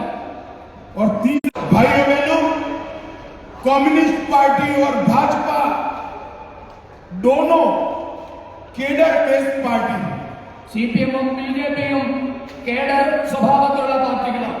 मगर दोनों में बहुत बड़ा अंतर। कम्युनिस्ट पार्टी के लिए केरल का विकास, इसके ऊपर केडर का विकास। പക്ഷേ രണ്ടും തമ്മിലുള്ള അടിസ്ഥാന വ്യത്യാസം, ഭാരതീയ ജനതാ പാർട്ടി ലക്ഷ്യം കേരളത്തിന്റെ വികസനമാണ് എങ്കിൽ CPM-ന്റെ ലക്ഷ്യം അവരുടെ അണികളുടെ വികസനം മാത്രമാണ്. और भारतीय जनता पार्टी के लिए कैडर के विकास के ऊपर विकसित केरलम है।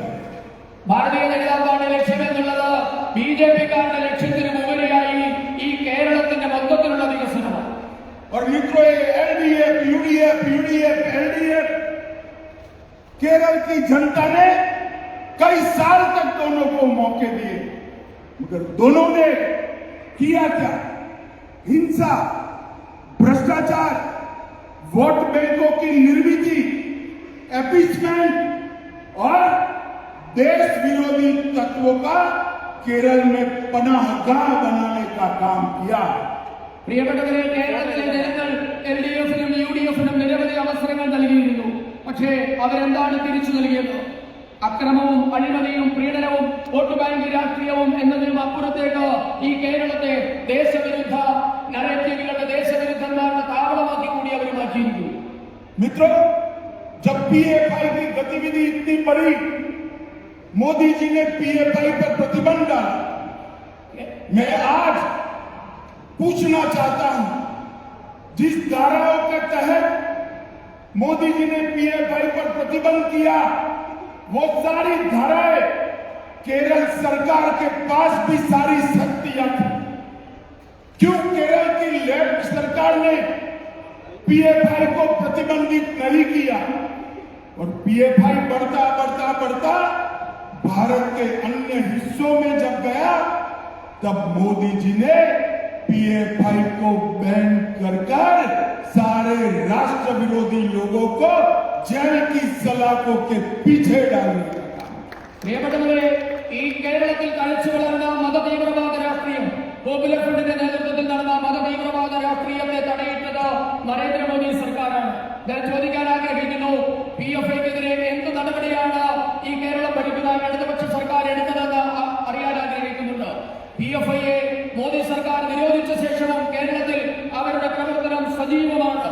പക്ഷേ കേരളത്തിലും അകത്തും പുറത്തും അടക്കമുള്ള മുഴുവൻ മത തീവ്രവാദികളെയും ജയിലിനകത്ത് ജയിലിലിടാൻ സാധിച്ചത് നരേന്ദ്രമോദിക്ക് മാത്രമാണ്. भाइयों बहनों, आज मैं केरल की जनता को कहने आया हूं, आप परिवर्तन चाहते हैं तो एलडीएफ को निकालने के लिए यूडीएफ को वोट देते हैं और यूडीएफ को निकालने के लिए एलडीएफ को वोट, मगर दोनों परिवर्तन नहीं कर सकते। अब समय आ गया है कि परिवर्तन करने के लिए, विकसित केरलम बनाने के लिए सीधा भारतीय जनता पार्टी और एनडीए के लिए वोट करिए। കേരളത്തിലെ ജനങ്ങളോട് ഞാൻ പറയാൻ ആഗ്രഹിക്കുന്നു, നിങ്ങൾക്ക് വേണ്ടത് മാറ്റമാണെങ്കിൽ എൽഡിഎഫിനെ മാറ്റി യുഡിഎഫിനെ മാറ്റി എൽഡിഎഫിനെ കൊണ്ടുവരുന്ന പതിവ് അവസാനിപ്പിക്കണം. ഇത് വികസിത കേരളമാണ് നിങ്ങളുടെ സങ്കല്പമെങ്കിൽ ഞാൻ നിങ്ങളോട് പറയാൻ ആഗ്രഹിക്കുന്നു, ഇതാ സമയമായിരിക്കുന്നു ഭാരതീയ ജനതാ പാർട്ടിയെ അധികാരത്തിലെത്തിച്ച് ഒരു വികസിത കേരളം സാക്ഷാത്കരിക്കാനുള്ള സമയം ആഗതമായിരിക്കും. अभी अभी कम्युनिस्ट नेता एक कांग्रेस में कह रहे थे कि भाजपा उत्तर भारत की पार्टी, उनको मालूम नहीं है असम में हमारी सरकार है, त्रिपुरा में लेफ्ट को हटाकर हमने सरकार बनाई है, ओडिशा में हमने सरकार बनाई है, तेलंगाना में हम सबसे बड़ी पार्टी बने हैं लोकसभा के चुनाव में, और तमिलनाडु में सरकार बनाने जा रहे हैं. സാധാരണഗതിയിൽ സിപിഎമ്മുകാരും കോൺഗ്രസുകാരും പറയുന്ന ഒരു കാര്യമുണ്ട്, ഭാരതീയ ജനതാ പാർട്ടി എന്നുള്ളത് വടക്കേ ഇന്ത്യയുടെ പാർട്ടിയാണ്, വടക്കേ ഇന്ത്യൻ പാർട്ടിയാണ്. പക്ഷേ ഞാൻ പറയാൻ ആഗ്രഹിക്കുന്നു, കിഴക്കൻ നാടുകളിലും വടക്ക് കിഴക്കൻ പ്രദേശമായ ആസാമിൽ ഭാരതീയ ജനതാ പാർട്ടിയാണ് ഭരിക്കുന്നത്. ത്രിപുരയിൽ ഇടതുപക്ഷത്തെ തറപറ്റിച്ച് ഭാരതീയ ജനതാ പാർട്ടിയാണ് ഭരിക്കുന്നത്. ഒറീസ ബിജെപിയാണ് ഭരിക്കുന്നത്. തെലങ്കാനയിലെ ഏറ്റവും വലിയ പാർട്ടി ഭാരതീയ ജനതാ പാർട്ടിയാണ്. ഈ ലോക്സഭാ തെരഞ്ഞെടുപ്പിന് ശേഷം ഇതാ തമിഴ്നാട്ടിലും നമ്മൾ സർക്കാർ ഉണ്ടാക്കാൻ പോവുകയാണ്. भाइयों बहनों, हम जब ओडिशा में मेहनत कर रहे थे तब भी हम पर ताने कस रहे थे. ओडिशा में आज भारतीय जनता पार्टी की सरकार बन चुकी है. ഒറീസയിൽ നമ്മൾ പരിശ്രമിച്ചപ്പോൾ എല്ലാവരും നമ്മളെ പരിഹസിച്ചു. പക്ഷേ ഇന്ന് ഒറീസയിൽ ഭാരതീയ ജനതാ പാർട്ടി സർക്കാർ ഉണ്ടാക്കിയിരിക്കുന്നു. आसाम में भी हमें ताने कसे जाते थे. आसाम में भी 2 बार भारतीय जनता पार्टी की सरकार लगातार जीत कर आई. അസാമിൽ സർക്കാർ ഉണ്ടാക്കാൻ ശ്രമിക്കുമെന്ന് പറഞ്ഞപ്പോഴും നമുക്ക് പരിഹാസമായിരുന്നു. പക്ഷേ തുടർച്ചയായി 2 തവണ അസാമിൽ ഭാരതീയ ജനതാ പാർട്ടി അധികാരത്തിലെത്തി. और मैं केरल की जनता का धन्यवाद करना चाहता हूं. 2014 के इलेक्शन में केरल की जनता ने भाजपा को 11% वोट दिए, 19 में 16%, 24 में 20% वोट दिया. अब बारी है भाजपा की सरकार बनाने की बारी. കേരളത്തിലെ ജനങ്ങളോട് ഞാൻ നന്ദി പറയുകയാണ്. 2014 നമുക്ക് 11% വോട്ട് നൽകി. 2019 ആയപ്പോൾ അത് 16%, 2024 ആയപ്പോൾ 20% വോട്ടുകൾ നിങ്ങൾ ബിജെപിക്ക് നൽകി. ഇതാ ഭാരതീയ ജനതാ പാർട്ടി കേരളത്തിൽ അധികാരത്തിലെത്താനുള്ള അവസരം സമാഗതമായിരിക്കുന്നു. मैं केरल के मतदाता भाइयों बहनों को कहने आया हूं कि 2026 का चुनाव एनडीए बीजेपी के नेतृत्व में, मोदी जी के नेतृत्व में सरकार बनाने के लिए लड़ने जा रहा है. ഈ നാട്ടിലെ വോട്ടർമാരോട് ഞാൻ പറയാൻ ആഗ്രഹിക്കുന്നു, 2026 നടക്കാൻ പോകുന്ന തെരഞ്ഞെടുപ്പ് ദേശീയ ജനാധിപത്യ സഖ്യം ഭാരതീയ ജനതാ പാർട്ടിയുടെ सैकड़ों कार्यकर्ताओं ने अपने जीवन का बलिदान दिया है. उनके परिवारों ने, किसी ने पति, किसी ने भाई, किसी ने बेटा गंवाया है. वो सभी का स्वप्न था केरल में एनडीए बीजेपी की सरकार. अब स्वप्न सच करने का समय आ गया है. जिस पार्टी को 20% वोट मिल जाए वो 35% वोट प्राप्त करने में देरी नहीं करती. आज इस सम्मेलन में से आप सभी लोग संकल्प लेकर जाएं कि आने वाले लोकल बॉडीज के चुनाव में एनडीए 21,000 स्थानों पर लड़ेगी और 25% वोट के साथ हर बूथ में अपनी प्रेजेंस दर्ज कराए। ഇവിടെ ഇരിക്കുന്ന 14,000 പ്രവർത്തകരെ ഞാൻ ഓർമ്മിപ്പിക്കാൻ ആഗ്രഹിക്കുകയാണ്. ഈ നാട്ടിലെ ഇടതുപക്ഷം കൊന്നുതള്ളിയ നമ്മുടെ സഹോദരന്മാരെ പറ്റി. നൂറുകണക്കിന് സഹപ്രവർത്തകന്മാരെയാണ്, ധീരബലിദാനികളെയാണ് നമുക്ക് നഷ്ടമായിട്ടുള്ളത്. ഭർത്താവിനെ, മകനെ, സഹോദരനെ, സഹോദരിയെ ഒക്കെ അവരുടെ ക്രൂരതയില്ലാതെയാക്കി. പക്ഷേ അപ്പോഴൊക്കെ നമ്മുടെ ലക്ഷ്യം എന്നുള്ളത് ഭാരതീയ ജനതാ പാർട്ടി കേരളം ഭരിക്കുക എന്നതായിരുന്നു. ഇന്ന് ആ സ്വപ്നം സാക്ഷാത്കരിക്കാനുള്ള സമയമായിരിക്കുകയാണ്.